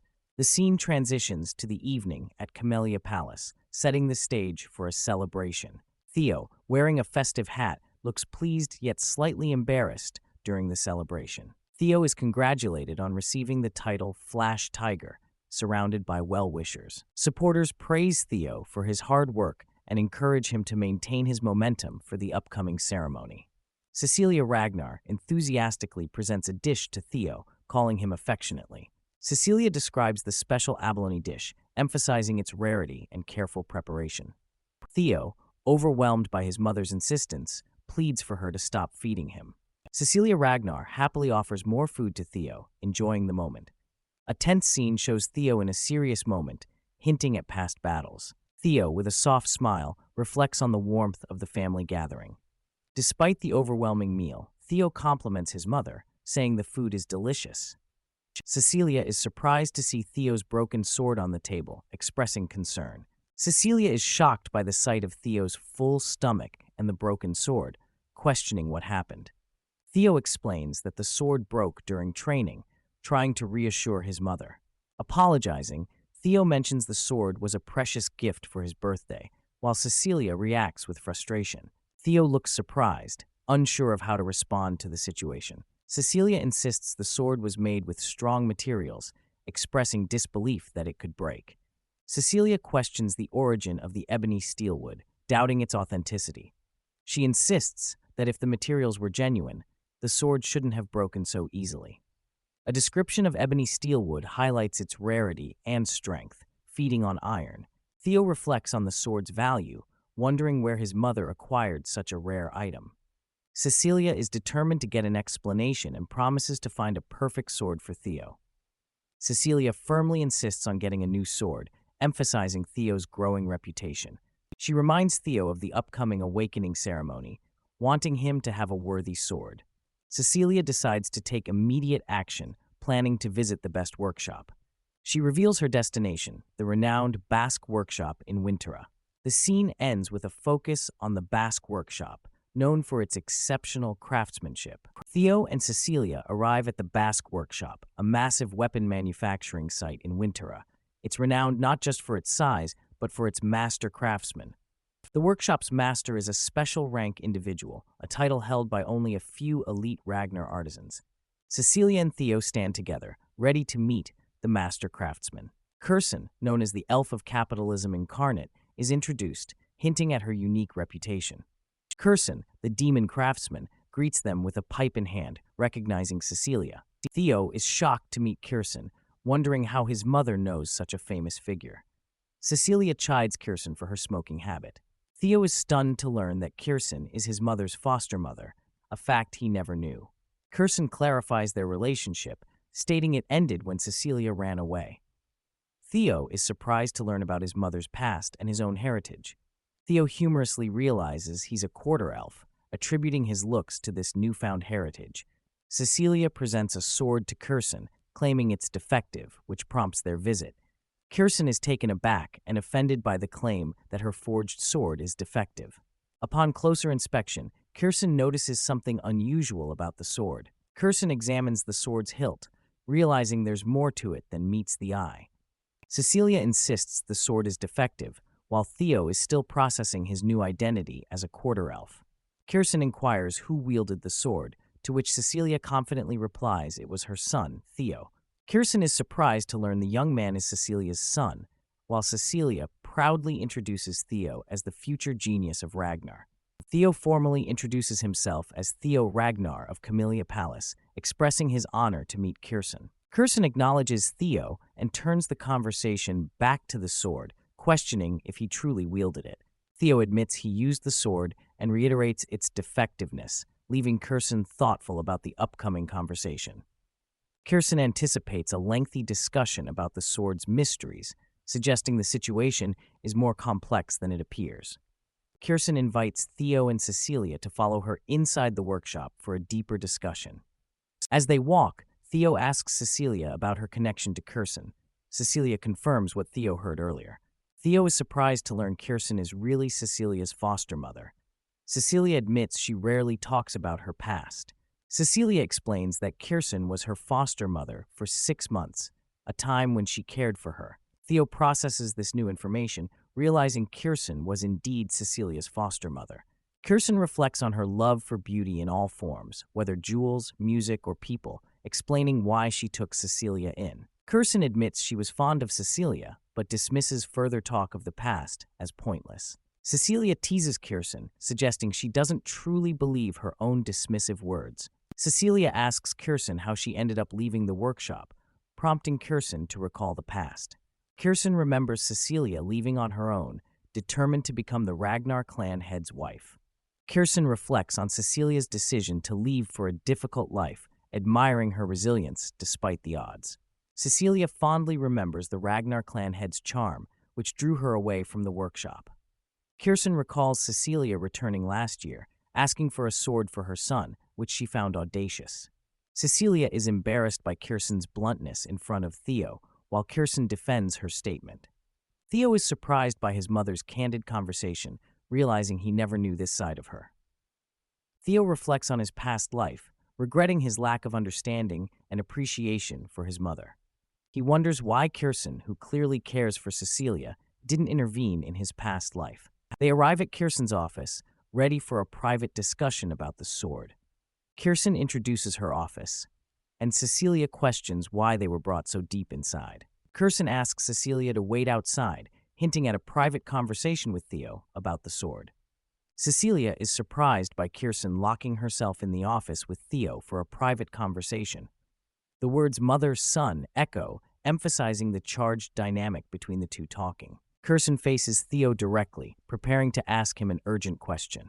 Curson pointedly asks Theo about the relic of the primordial dragon, looking for an honest answer. Theo is shocked by the directness of the question. Theo wonders about the legend of the primordial dragon's treasures dispensed in Winterra for the Ragnar descendants, linking the relic to their clan lore. Curson doubts Theo's ignorance, voicing her suspicion that he might be familiar with the relic beyond legend. Feeling challenged, Theo seems confused by the insinuation and intensity of Curson's concerns. Anne expresses disbelief at the sword's damage if he possesses no relic, insisting her craftsmanship holds. Theo, now contrite, encounters Curson scolding him about considering the true value of her gorgeously crafted blade. Theo is puzzled by Curson's focus on a relic, explaining the sword was damaged fighting a drake. Curson decides to show him something instead. Curson reveals a large, chained object, hinting at its significance. Curson asks Theo what he sees, indicating the importance of the object. Theo is surprised by the sight, recognizing its significance. Theo sees a blue glow, reminiscent of a quest, similar to what he saw at Camellia Palace. Curson admits she can't see or feel anything from the object, but notes Theo's reaction.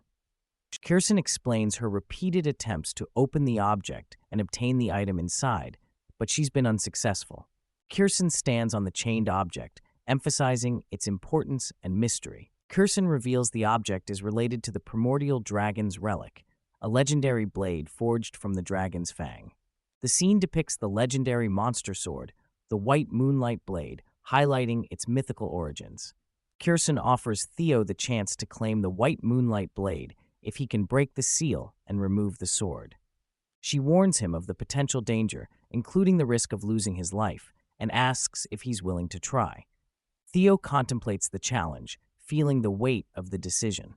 With determination, Theo confidently declares the sword is his, ready to face the challenge. A system message appears, indicating Scenario Quest Number 2, Path of the Successor, challenging Theo to be chosen by the primordial dragon's relic. The White Moonlight Blade, a legendary sword, is introduced as the weapon of the Black Dragon, one of the 9 dragons and leader of Black Snow. The sword's mystery deepens as it's revealed that those who have seen or spoken of it have vanished or died, adding to its ominous reputation. A sense of foreboding is emphasized with the word however, hinting at a turning point or revelation. The Black Dragon stands amidst chaos, contemplating something significant, as indicated by his thoughtful, Theo Ragnar, by chance, has seen the true form of the White Moonlight Sword, a rare occurrence given its deadly reputation. Theo questions why the Black Dragon spared him, pondering his next move as a griffin looms behind the dragon. Theo reflects on his past encounter with the Black Dragon and the sword's origins, realizing Curson still possesses it. Curson, the demon craftsman, encourages Theo to attempt unlocking the sword's power, sparking Theo's determination.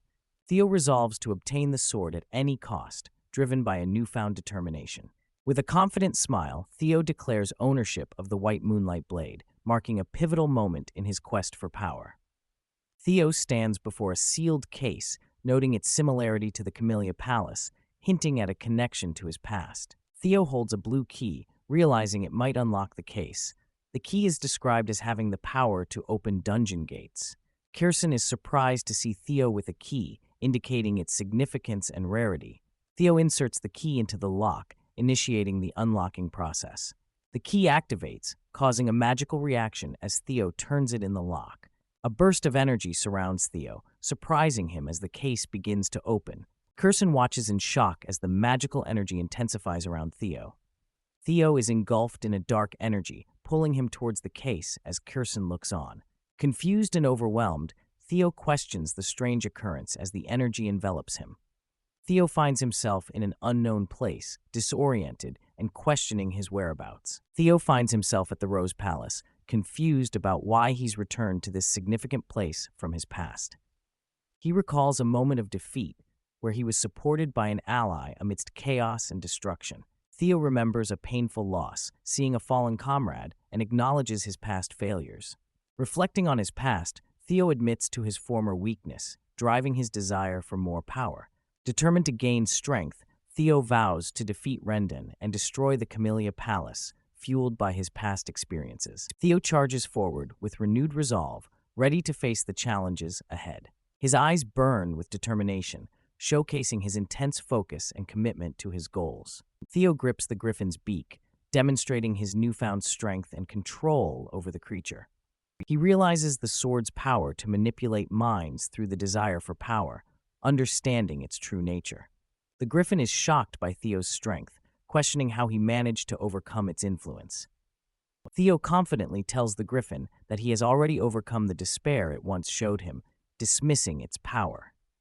Theo notes the griffin's reduced size, recalling it was once much larger, and questions if it's due to being sealed. He speculates that the griffin's long confinement weakened it, but sees this as an advantage for himself.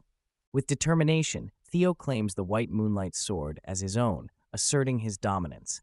The griffin, now intimidated, pleads for a peaceful resolution, acknowledging Theo's strength. Cecilia finds Theo unconscious, desperately trying to wake him, showing her deep concern. Cecilia demands answers from Kirsten, confused and worried about Theo's condition. Kirsten reflects on the unintended consequences of the sword's power, expressing regret over Theo's state. Theo lies unconscious, affected by the monster energy, as Kirsten observes the unprecedented situation. Kirsten explains that he assumed Theo would be fine due to his possession of a relic, but now realizes the risk. Cecilia, filled with emotion, warns Kirsten that she will never forgive him if anything happens to Theo. Kirsten listens silently, understanding the gravity of Cecilia's words and the situation. Theo's hand grips the white moonlight sword, indicating a connection or awakening. A surge of energy envelops Theo and Cecilia, suggesting a powerful transformation or event. Theo stands at the center of a swirling energy, with Cecilia and Kirsten observing the phenomenon. Theo appears calm and focused as the energy swirls around him, indicating control over the power. Cecilia kneels beside Theo, calling his name with concern, hoping for his recovery. Cecilia watches over Theo, her expression filled with worry and hope as he lies unconscious. Theo awakens to his mother's embrace, feeling her relief and love as she calls out to him. Cecilia, tearful yet relieved, acknowledges the worry she felt for Theo, expressing her deep care. Theo reassures Cecilia with a smile, telling her not to worry about his condition. A system message congratulates Theo for completing scenario quest number 2 by defeating a griffin. Kirsten looks relieved, acknowledging the successful completion of the quest. Theo is rewarded with ownership of the white moonlight sword, marking a significant achievement. Reflecting on his victory, Theo considers himself lucky that the griffin was weakened from being unsealed. Theo notes that the griffin's psychological tactics failed against him, showcasing his mental resilience. A system message reveals that Theo's magic power has increased significantly by absorbing the sword's energy. Theo's magic power receives a boost of +30, enhancing his abilities further. His magic power surpasses 200, indicating a substantial increase in his capabilities. Theo's magic power begins to gain divinity, suggesting a transformation towards a higher state of power. Theo's magic power has reached the level of a high-rank swordsman, gaining the special ability Divinity for body enhancement and magic recovery. Despite his newfound power, Theo realizes he must wait for the awakening ceremony to fully utilize it. Kirsten congratulates Theo on his success, reminding him of their promise, and notes that elves can't lie. Theo notices the sword's defiance, questioning its behavior as he holds it. Kirsten explains that the sword hasn't fully acknowledged Theo as its master yet, but it's not a complete rejection. The sword feels restless after being sealed for so long and wants to release its pent-up frustration. Kirsten suggests Theo test the sword's power by swinging it at a wall with all his might. Theo hesitates, questioning if it's safe, but Kirsten dismisses his worry, confident in the workshop's durability. Kirsten assures Theo that his swing won't damage the Basque workshop, though Theo finds the comment slightly irritating. Theo considers using this opportunity to test the white moonlight sword, confident in his ability to conceal his dragon heart. Theo considers using his magic power, preparing to unleash its full potential. He grips the white moonlight sword, ready to demonstrate its power, and politely excuses himself. Theo swings the sword with force, showcasing its status as a relic of the primordial dragon. The energy from the swing creates a powerful wave, impressing Cecilia and Kirsten. Kirsten is taken aback by the unexpected power of the sword's swing. Cecilia and Kirsten react with surprise and concern as the energy wave intensifies. The move's single flash is executed, indicating a powerful and swift attack. The energy from the attack impacts the wall, demonstrating the sword's immense power. Cecilia and Kirsten are left in awe, witnessing the sword's capabilities and Theo's strength. Hilda Ragnar expresses curiosity about Theo, noting Kyle's interest in him as they watch the ceremony from above. Hilda smiles, eager to observe Theo's performance in the ceremony. Hilda is excited to see how competent Theo, their descendant, truly is, anticipating his potential. Theo Ragnar is called as the first participant, stepping forward with determination. Theo walks confidently towards the platform, ready to take on the challenge. Theo reflects on his past life, recalling that Axion was the valedictorian, but he's determined to change that. Theo is resolute, declaring that this time he will be the one to succeed. A system message appears, setting Theo's quest to become the valedictorian of the awakening ceremony. Kyle Ragnar and Hilda Ragnar discuss Theo, acknowledging him as the boy Kyle mentioned before. Kyle Ragnar comments on Theo's potential, noting that he has caught the interest of others. Theo Ragnar lets out a sigh of relief, preparing himself mentally for the challenge ahead. Theo stands in the grand hall, reflecting on the awakening ceremony. He feels a bit nervous, acknowledging it's been a while since he last participated. Vana Ragnar instructs Theo to swallow the soma. Theo acknowledges the command, ready to proceed. Theo recalls his past life, where he failed to control the mana after consuming soma, resulting in severe injury. Theo swallows the soma, determined to succeed this time. Confidently, Theo declares that in this life, he won't repeat past mistakes. He feels empowered and ready. A powerful wave of mana erupts from Theo, surprising everyone with its intensity. Vana Ragnar is shocked and concerned, thinking Theo is unable to control the massive mana wave. The image illustrates the importance of careful mana control when consuming soma, as it settles in the Dantian. The narrative explains that talented Ragnars possess immense mana, which can be dangerous if not managed properly, risking disability. Vana Ragnar is convinced that Theo is about to fail, thinking he's overwhelmed by the mana. Theo's body is enveloped in a powerful aura, indicating his control over the mana. Theo stands confidently, surrounded by a glowing aura, showcasing his mastery over the mana. Vana Ragnar is shocked to see that Theo has endured and controlled the mana wave. Theo clenches his fist, demonstrating his newfound strength and determination. Theo reveals his secret. He now possesses both a dragon heart and a mana hall, giving him immense power. Theo reflects on his success, finding it almost too easy compared to his past life. Theo is now officially allowed to use mana, ready to harness his vast power. Theo executes a powerful sword technique, channeling his mana with precision and skill. Theo unleashes his full power, creating a massive and impressive display of energy. Sybil Dree, Remington Narcio, and Hulkus Lank watch in awe as Theo's power unfolds, clearly impressed by his display. A massive dragon-like energy form emerges, showcasing the sheer magnitude of Theo's unleashed power. The words single flash emphasize the swift and powerful technique Theo has executed. A mysterious figure observes the scene, intrigued by Theo's abilities. A deep crack appears on the steel wall, evidence of Theo's powerful sword technique. The steel wall stands with a significant mark, a testament to Theo's strength and control over mana. Vana Ragnar is stunned, calling out Theo's name in disbelief at his incredible performance. Theo Ragnar is officially declared to have passed, marking his success in the ceremony. Onlookers are amazed, comparing Theo's feat to legendary figures, questioning if it's truly his first time unleashing mana.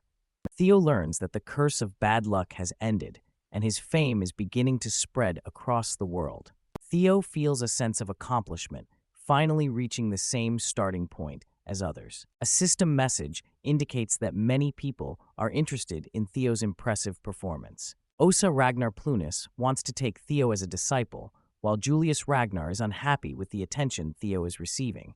Robber Ragnar is cautious of Theo, indicating a mix of interest and wariness from others. Hilda Ragnar shows interest in Theo, adding to the growing attention around him. Theo reflects on the unexpected interest from the Black Dragon and Sword Dragon, feeling pleased. Theo is especially happy to have caught Hilda's attention, knowing she possesses the heart of Garuda.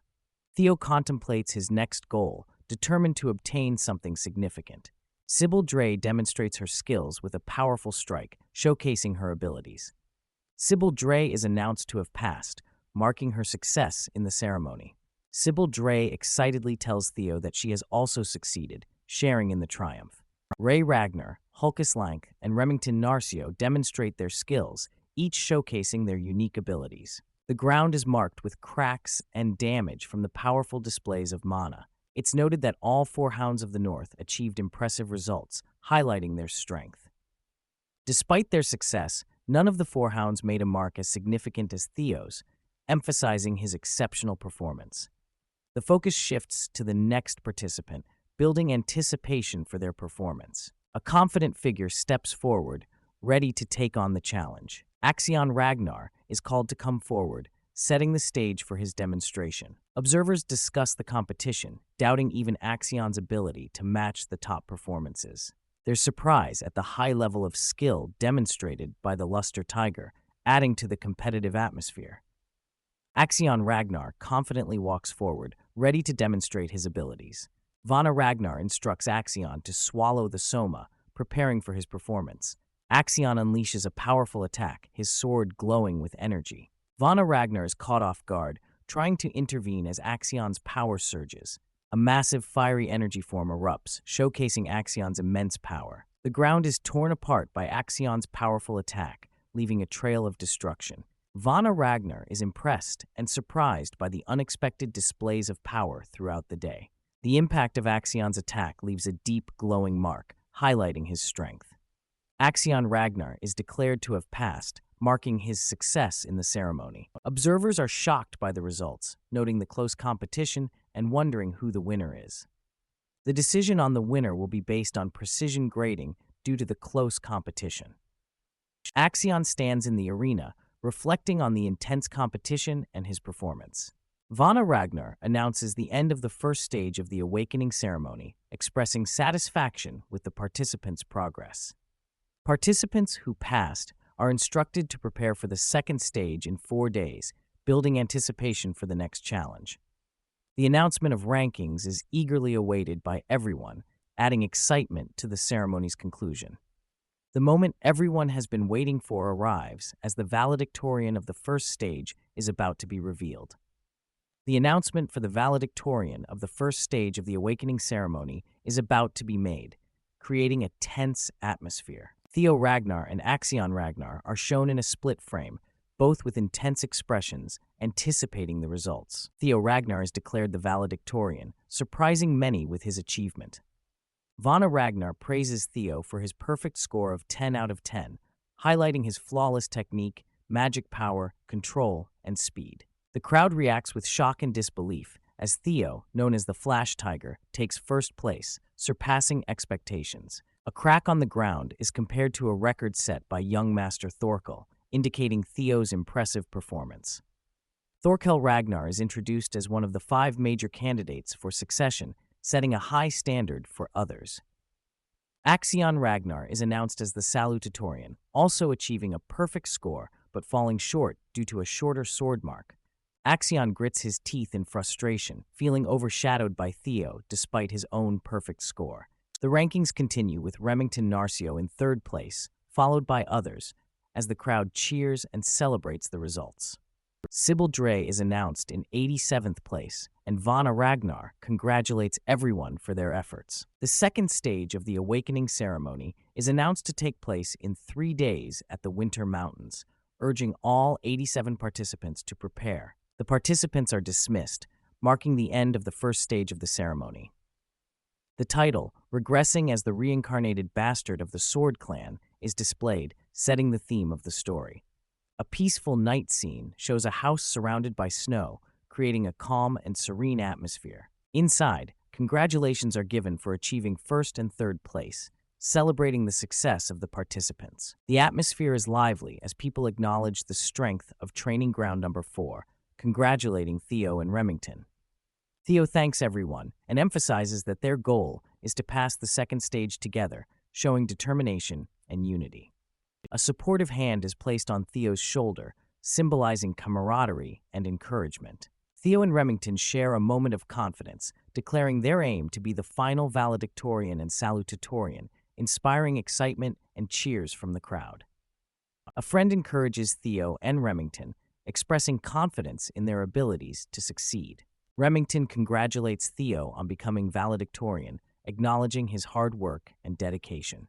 Remington reflects on his own progress, feeling ashamed for falling behind despite Theo's success.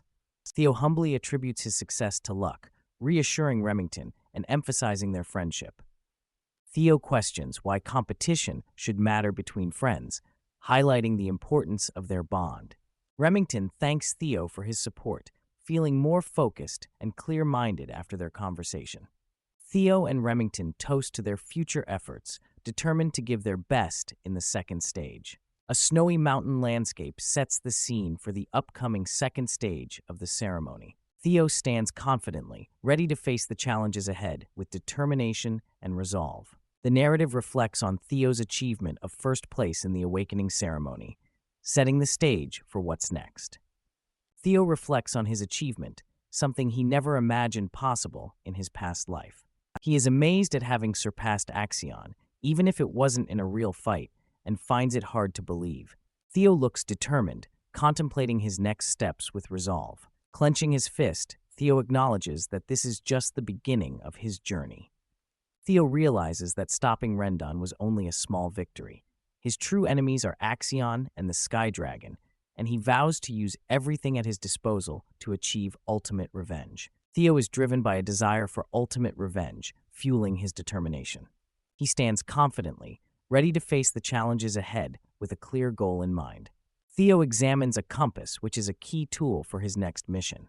The compass points towards the Winter Mountains, indicating that the second stage will reveal more about its purpose. Theo's expression is focused and determined as he prepares for the challenges that lie ahead. Theo's eyes show determination as he focuses on his next move. A mysterious figure wonders where Theo has gone, indicating a stealthy departure. The figure is startled as Theo suddenly appears, catching them off guard. Theo confronts the figure, demanding to know their identity. The figure insists they are not suspicious.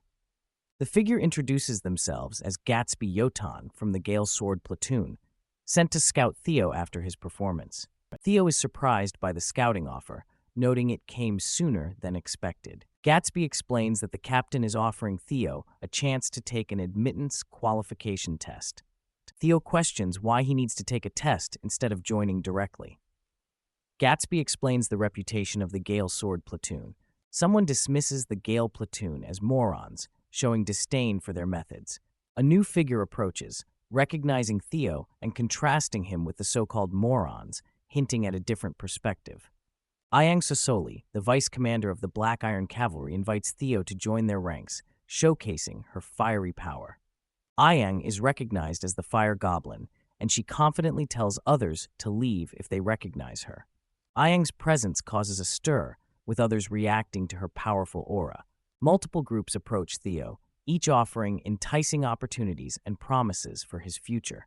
Theo is overwhelmed by the attention and offers, feeling the pressure of the situation. A commotion ensues as different factions argue over Theo, each trying to make the best offer.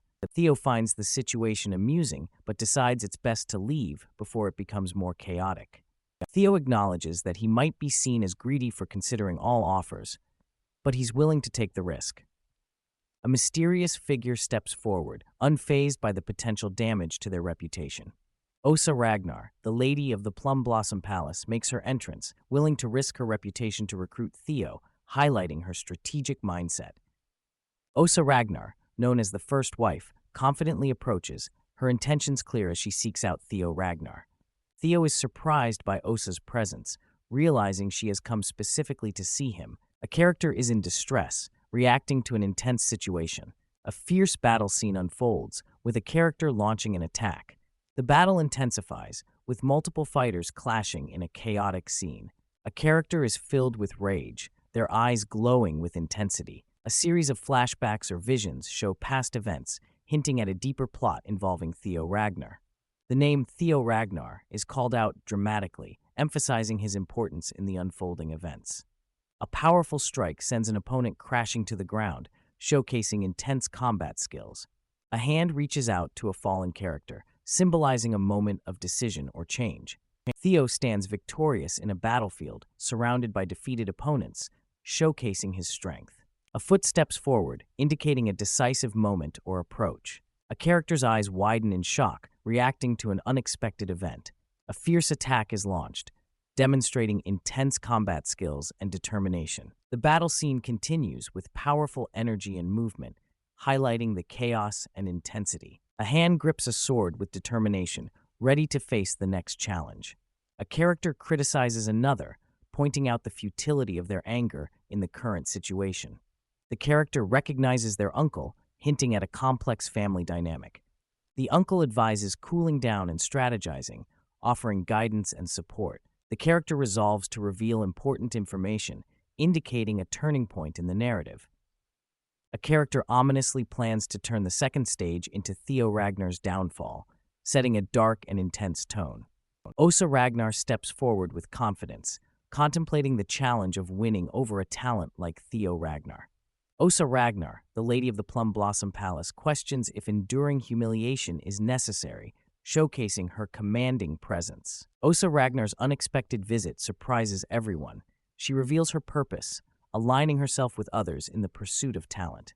Theo Ragnar is taken aback, as Osa Ragnar announces her visit is specifically to see him, highlighting his significance. The presence of Osa Ragnar causes a stir among the onlookers, making them feel overshadowed by her authority. A voice urgently calls out to Osa, asking her to wait, indicating the urgency and surprise of her actions. A powerful energy surrounds Osa and Theo, creating a dramatic and intense atmosphere. The onlookers are shocked, realizing that Osa has created a disconnected space, hinting at a private lesson for Theo. The energy intensifies as the realization dawns that Osa intends to teach Theo directly, a rare and prestigious opportunity. In the isolated space, Osa and Theo stand facing each other, setting the stage for a significant and transformative encounter. Theo Ragnar stands in awe, realizing he's inside a space sealed by Osa Ragnar, a testament to his growing reputation. Osa Ragnar acknowledges the potential anger of the Dragon Lord, but insists on giving Theo a gift, showing her determination. Theo is surprised and curious about the gift Osa intends to give him, hinting at something significant. Osa reveals the Dragon Lord's sword, describing its power as immense, like a dragon's breath from the sky. Osa demonstrates the sword's destructive power, capable of burning everything to ashes, showcasing her mastery. Osa contrasts herself with the Dragon Lord, emphasizing her unique style of infusing endless variations into her sword technique. Theo looks up, captivated by Osa's skill in the dragon she pursues, symbolizing his own aspirations. Osa's steps create ripples, symbolizing the impact of her presence and the lessons she imparts. The narrative highlights the pursuit of a dragon that embodies every possible variation, reflecting the limitless potential. Osa performs a breathtaking display of her sword technique, Heaven's Flower Rain, leaving Theo in awe of her skill and grace. Osa Ragnar gracefully wields her sword, demonstrating her mastery with elegance and precision. Theo is mesmerized, his eyes wide with amazement as he witnesses Osa's incredible technique. Osa executes her sword moves with breathtaking speed, all in a single breath, showcasing her skill. Osa stands confidently, ready to reveal the name of her powerful technique. Osa introduces her technique as the Heaven's Flower Rain, a testament to her unique style. Theo is in disbelief, processing the extraordinary display of swordsmanship he just witnessed. Theo clenches his fist, overwhelmed by the realization of Osa's 120 steps and sword moves in one breath. Theo contemplates incorporating Osa's technique into his own, unsure if he can handle such power. Osa reassures Theo, suggesting that simply witnessing her technique is enough for now. The scene shifts back to the outside world, where the energy from Osa's demonstration still lingers, leaving everyone in awe. Osa Ragnar invites Theo to seek her out after the blooming ceremony if he wishes to learn more, leaving him with a sense of anticipation. The onlookers are intrigued by Osa's offer, realizing the opportunity presented to Theo. Osa expresses her hope for Theo to become a new force in the world, inspiring him with her words. Theo reflects on the magnitude of Osa's gift, acknowledging its significance and the responsibility it brings. Theo humorously considers the challenge of balancing his potential roles, deciding to think it over after the ceremony. The scene transitions to 3 days later, setting the stage for the next part of the story. The winter mountain range is depicted, with snow and wind creating a dramatic atmosphere. The narrative introduces the location of the second blooming ceremony, emphasizing the vastness of the winter mountain range. The winter mountain range is described as a vast place, stretching from Winterer to the Demon Sea, highlighting its significance. The Ragnar's role in protecting humanity is emphasized, underscoring their importance in the world. The narrative describes the Demon Sea as a cursed land, emphasizing its danger and mystery. The Demon Sea is depicted as overflowing with monsters, a threat beyond the Great Wall for over 1,000 years. Jackie Ragnar addresses the participants, emphasizing their duty to protect humanity and the significance of the blooming ceremony. Jackie Ragnar warns the apprentice swordsman not to enter the Demon Sea, as the test is limited to the inside of the Great Wall. Jackie Ragnar explains the simple content of the test, setting the stage for the challenge ahead. Participants must capture beasts and collect bells from the Winter Mountains over the next 15 days. The bells come in 7 colors, each representing different points, with the violet bell being the most valuable. A formidable beast is introduced, one that none of the participants could possibly defeat, adding to the challenge. Jackie Ragnar reveals that defeating the beast would yield an incredible amount of points, enticing the participants. Participants are encouraged to use any means necessary to collect the bells, highlighting the competitive nature of the test. Theo realizes the test allows for stealing prey or bells, openly encouraging conflict among participants. The test embodies the survival of the fittest, a core principle in Ragnar, pushing participants to their limits. Jackie Ragnar explains that totems are placed to prevent monster intrusions, with supplies hidden in safe zones. Jackie Ragnar announces the beginning of the test, setting the participants into motion. Participants are instructed to disperse, marking the start of the competitive and strategic test. Remington Narcio prioritizes securing supplies and assisting Theo, showing his strategic mindset. Hulkus Lanki is excited about the challenge, eager to dive into the action and test his skills. Axion Ragnar is seen rushing forward, determined and focused on his own objectives. A mysterious figure instructs Axion to stick to the plan, hinting at a plot against Theo. Axion remains silent, his expression serious and intent on carrying out the plan. Ray Ragnar moves swiftly through the forest, showcasing his agility and determination. Ray Ragnar pauses, his expression focused and ready for the challenge ahead. Theo Ragnar decides it's time to move, preparing himself for the upcoming test. Theo is addressed by a voice, drawing his attention as he prepares to start. Remington Narcio confronts Theo, reminding him of their friendship and challenging him. Remington reflects on his feelings, seeing Theo as both a friend and a rival, driving his ambition. Theo listens as Remington expresses his desire to surpass him, acknowledging the rivalry. Theo smiles, understanding the competitive spirit between them. A flashback shows Theo and Remington sparring, highlighting their mutual respect and rivalry. Theo reassures Remington, affirming their bond as both friends and rivals, bringing relief to both.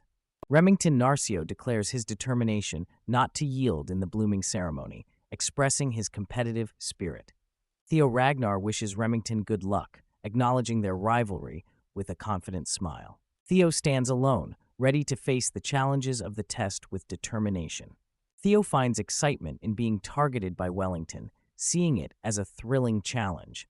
Theo feels exhilarated by the prospect of becoming stronger, embracing the challenge ahead. Theo decides to set aside his emotions, focusing on the task at hand with a calm demeanor. Theo plans to find the dragon's nest first, using his strategic mindset to guide his actions. The dragon's nest compass is introduced, a tool to guide Theo in the direction of the nest. The compass needle points the way, indicating the path Theo must take to reach his goal. The vast, snowy landscape of the Winter Mountain Range sets the scene for Theo's journey.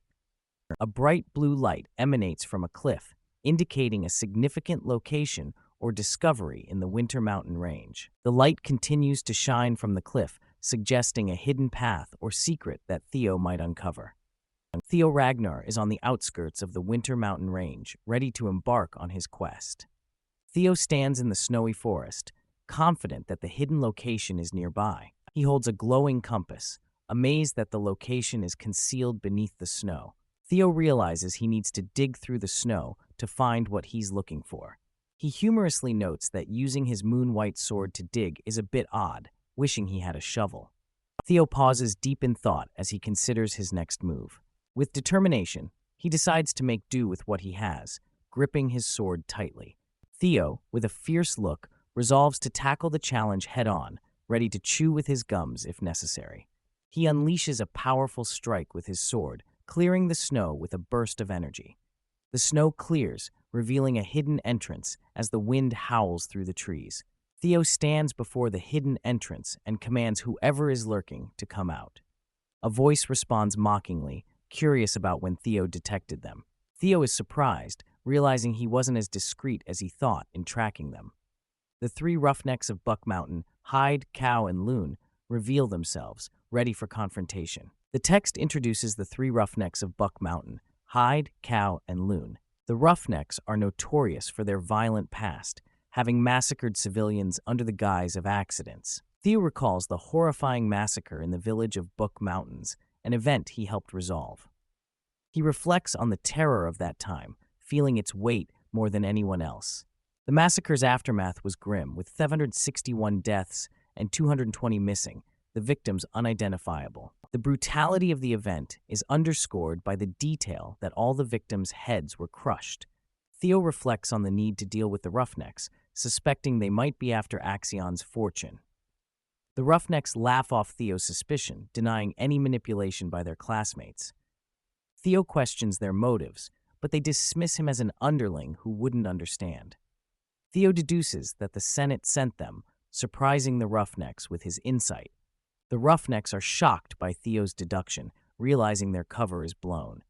Theo explains his reasoning, noting the examiner's absence as a clue to their collaboration. The roughnecks express concern, but one reassures the other that Theo will die anyway. One of the roughnecks taunts Theo, eager to ruin his handsome face. The roughneck threatens to crush Theo's bones, wielding his weapon menacingly. The roughneck is caught off guard by a sudden, powerful attack from Theo. Theo unleashes a powerful attack, sending the roughnecks flying with his skill. He declares his desire to be different from them, showing his resolve. Theo decides to spare their lives, leaving them with a warning instead. He stands victorious, looking down at the defeated roughnecks. Theo reflects on how easy it was to handle them, possibly due to their youth. He recalls mastering the Heaven's Flower Rain technique, which he practiced for 3 days. Theo considers the versatility of the technique, using circles and arcs for various applications. He acknowledges he can't match the Lady of the Plum Blossom Palace's skill, who can perform it 120 times. After dealing with the roughnecks, Theo prepares to clean up and move on. Standing on a cliff, Theo contemplates his next move to enter the underground. Theo hears a mysterious sound and turns to investigate. He discovers an invisible secret staircase leading down, surprised by its presence. A hidden quest is revealed. Find the invisible staircase and explore the Blue Caves. Theo realizes the entrance to the Blue Caves is nearby and prepares to enter.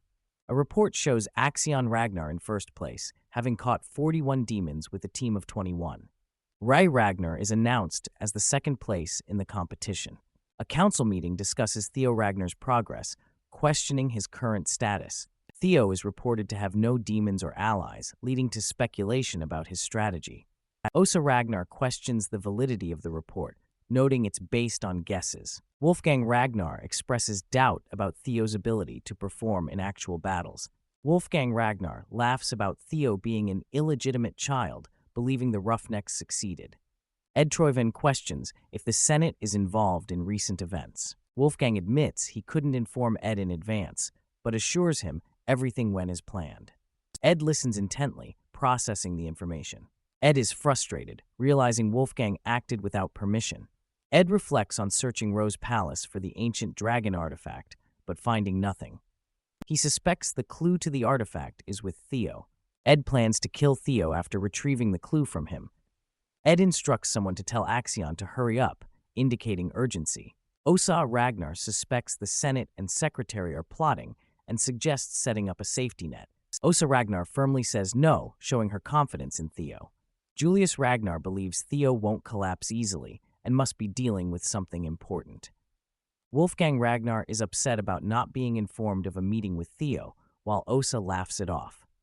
Theo enters a cave filled with eerie skeletons, facing mental attack traps. He remains unfazed by the traps, having passed the Moon White Sword's test before. Theo realizes the compass led him to this mysterious place. He uses sensory expansion to navigate the cave. A system message describes sensory expansion as a special ability that uses mana to enhance senses. Theo determines the correct path to take within the cave. He identifies the location as Hatchling's Nest, a place significant 3 years in the future. Theo arrives at a place known for Huxiol, catching a hatchling and finding a legendary item. He feels sorry for Huxiol, but is determined to obtain the item first. The legendary item is revealed to be Amon's grimoire, a powerful artifact. Theo Ragnar stands in awe, his eyes wide with surprise as he discovers a hidden chamber filled with treasure. Theo is shocked, exclaiming, "No way," as he takes in the sight of the treasure-laden room. Realizing his mistake, Theo mutters to himself, "This wasn't the hatchling's nest." Theo looks up to see a massive dragon resting among the treasure, realizing this was the nest of an ancient dragon. The ancient dragon, Roadbroke, lies majestically on the treasure, its presence both intimidating and awe-inspiring. Theo, feeling the weight of the situation, thinks, "This is bad. If I go against a dragon, forget about getting Amon's relic. I'm gonna die here." Confused and worried, Theo questions, "Why is that thing here instead of the hatchling? Did Huxol spread fake information? Or is it because I came here 3 years early?" Determined to survive, Theo decides, "Anyway, this is unexpected. This time I have to leave." With the dragon's eyes glowing behind him, Theo resolves, "It's unfortunate, but I'll have to come back here again before Huxol." Theo's eyes widen in shock as he senses something unexpected, a sudden realization hitting him hard. Theo stands face to face with the massive dragon, Roadbroke, feeling the weight of the encounter. Roadbroke addresses Theo, revealing, "You're the first selector after a long time." The dragon introduces himself, "My name is Roadbroke," as Theo listens in awe. Theo is shocked to learn that Roadbroke is the guardian dragon of the Winter Mountain, exclaiming, "This is Roadbroke?" Theo respectfully greets the dragon, saying, "Greetings to my ancestor." Confused, Roadbroke questions ancestor as Theo processes the revelation. Theo recalls the legend, "Isn't Guardian Dragon the companion of our progenitor, Sigurd, and also the mother of Friedreich?" Roadbroke dismisses the myth, saying, "It seems like Friedreich, that bastard, was spreading nonsense." Roadbroke clarifies, "It's true that Sigurd and I were companions, but it was just a sign of respect. There's no emotional exchange between us." Theo questions the legend, wondering if the claim that his family has dragon blood is just propaganda.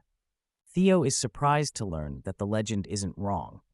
Roadbroke explains that through a contract with Sigurd, the dragon's blood is shared. Theo acknowledges the dragon's words, saying, "Then Ragnar, that's all for the greetings." Roadbroke declares, "I will soon begin my duties as a guardian dragon to the selectors." Roadbroke promises to uphold the ancient covenant, allowing the selector who passes his test to ask 3 questions. Relieved, Theo thinks, "Is this a non-battle situation? Thank goodness." He plans to learn more about Ragnar to achieve his goal. Theo unleashes a powerful attack called 1,000 Dragons' Roar, striking fiercely. The aftermath of the attack shows a defeated creature, indicating Theo's strength. A small green object rolls on the ground, catching Theo's attention. Theo picks up the green object, noting, "This makes it my 57th. A group of people discuss Theo's whereabouts, wondering, what's Theo Ragnar up to? There's still no news about where he's hiding. Orion Gardner, part of Axion's gang, laughs and suggests Theo might be scared of facing monsters. Orion thinks to himself that Axion is strong and reliable, deciding to stick with him no matter what. Orion reflects on Theo's past, thinking even if he became stronger, he lived as an idiot. Orion is suddenly shocked, his eyes wide with surprise. Axion confronts Orion, questioning his strength and fear, asserting that power eliminates fear. Axion demands to know what Orion is scheming, causing Orion to panic and apologize. A subordinate approaches Axion with a message from the director of the Central Intelligence Bureau. The message instructs Axion to hurry and carry out the plan, adding urgency to the situation. Axion acknowledges the message, telling his subordinate to inform the director not to pester him. Axion, with a menacing demeanor, reveals his intent to attack Theo, saying, "Because the one who wants to kill Theo the most is me. Attack him once he appears." Theo stands deep in thought, contemplating his next move. Determined, Theo decides, "I will ask my first question." Roadbroke, the dragon, expresses relief, saying, "Finally, I was bored waiting for you." Theo asks Roadbroke, "What do you want to know? Why are you here?" Roadbroke acknowledges Theo's strategic questioning, calling it a good question. Roadbroke begins to reveal the reason why I'm here. Roadbroke explains the existence of a monstrous entity known as the Nameless Monarch at the edge of the world. For 1,000 years, Roadbroke has been on a mission to protect the world from this threat. Theo realizes that the Winter Mountain is merely an outpost, confirming his suspicions. Theo reflects on the intense feeling he sensed from Roadbroke's eyes, understanding its significance. The word fear is highlighted, emphasizing the intense emotion associated with the Nameless Monarch. Theo reflects on the Nameless Monarch, an entity that even the ancient dragon fears, reigning for over 1,000 years. Theo clenches his fist, realizing there are more important things to uncover before asking further questions. Theo decides to ask his second question about the ancient dragon's relic. Roadbroke reveals there are 3 relics, but he doesn't know much about them, noting Theo's luck. The relics include the Dungeon of Camellia Palace and the White Moonlight Blade, leaving Theo curious about the last one. Roadbroke mentions the ancient dragon's relic, Papnir, as the final one. The relics are fragments of the dragon's soul, divided into 31 pieces. These relics are given to humans to protect them from the Nameless Monarch. The relics can manifest as items, experiences, or even strange phenomena, offering protection and power. Theo's eyes widen in realization, a moment of clarity hitting him. He understands, "I see the last relic that I have." Theo recalls his regression, the phenomenon where he relived 70 years of life, linked to the relics. He concludes, "Thus, it's me. If this happens because of the ancient dragon Papnir, then it makes sense." However, Theo finds it strange that there's always a dragon protecting the relics, yet none appeared during his regression. Theo ponders as if. He decides to ask his last question, preparing himself. Theo asks Roadbroke, "Why was I chosen?" He questions why someone like him would be chosen to fight the Nameless Monarch. Roadbroke responds with a question of his own, leaving Theo to reflect on his journey and choices. Roadbroke questions Theo, hinting that he might not be the only chosen one. Theo is shocked by the revelation, realizing the implications. Theo understands he wasn't the only one chosen by the relics. He recalls others like Ed, Curson, and the Black Dragon, who might also be involved. Theo speculates that they might be experiencing the same regression and messages. Roadbroke explains that while Theo is closer to the truth, things are more complicated with other regressors and the Nameless Monarch. Theo remembers his original goal to obtain Amon's relic. He decides to aim for something greater than a mere item. Theo completes the hidden quest and is offered the chance to choose from the ancient dragon's treasures. The nest is filled with treasures from around the world, presenting Theo with a difficult choice.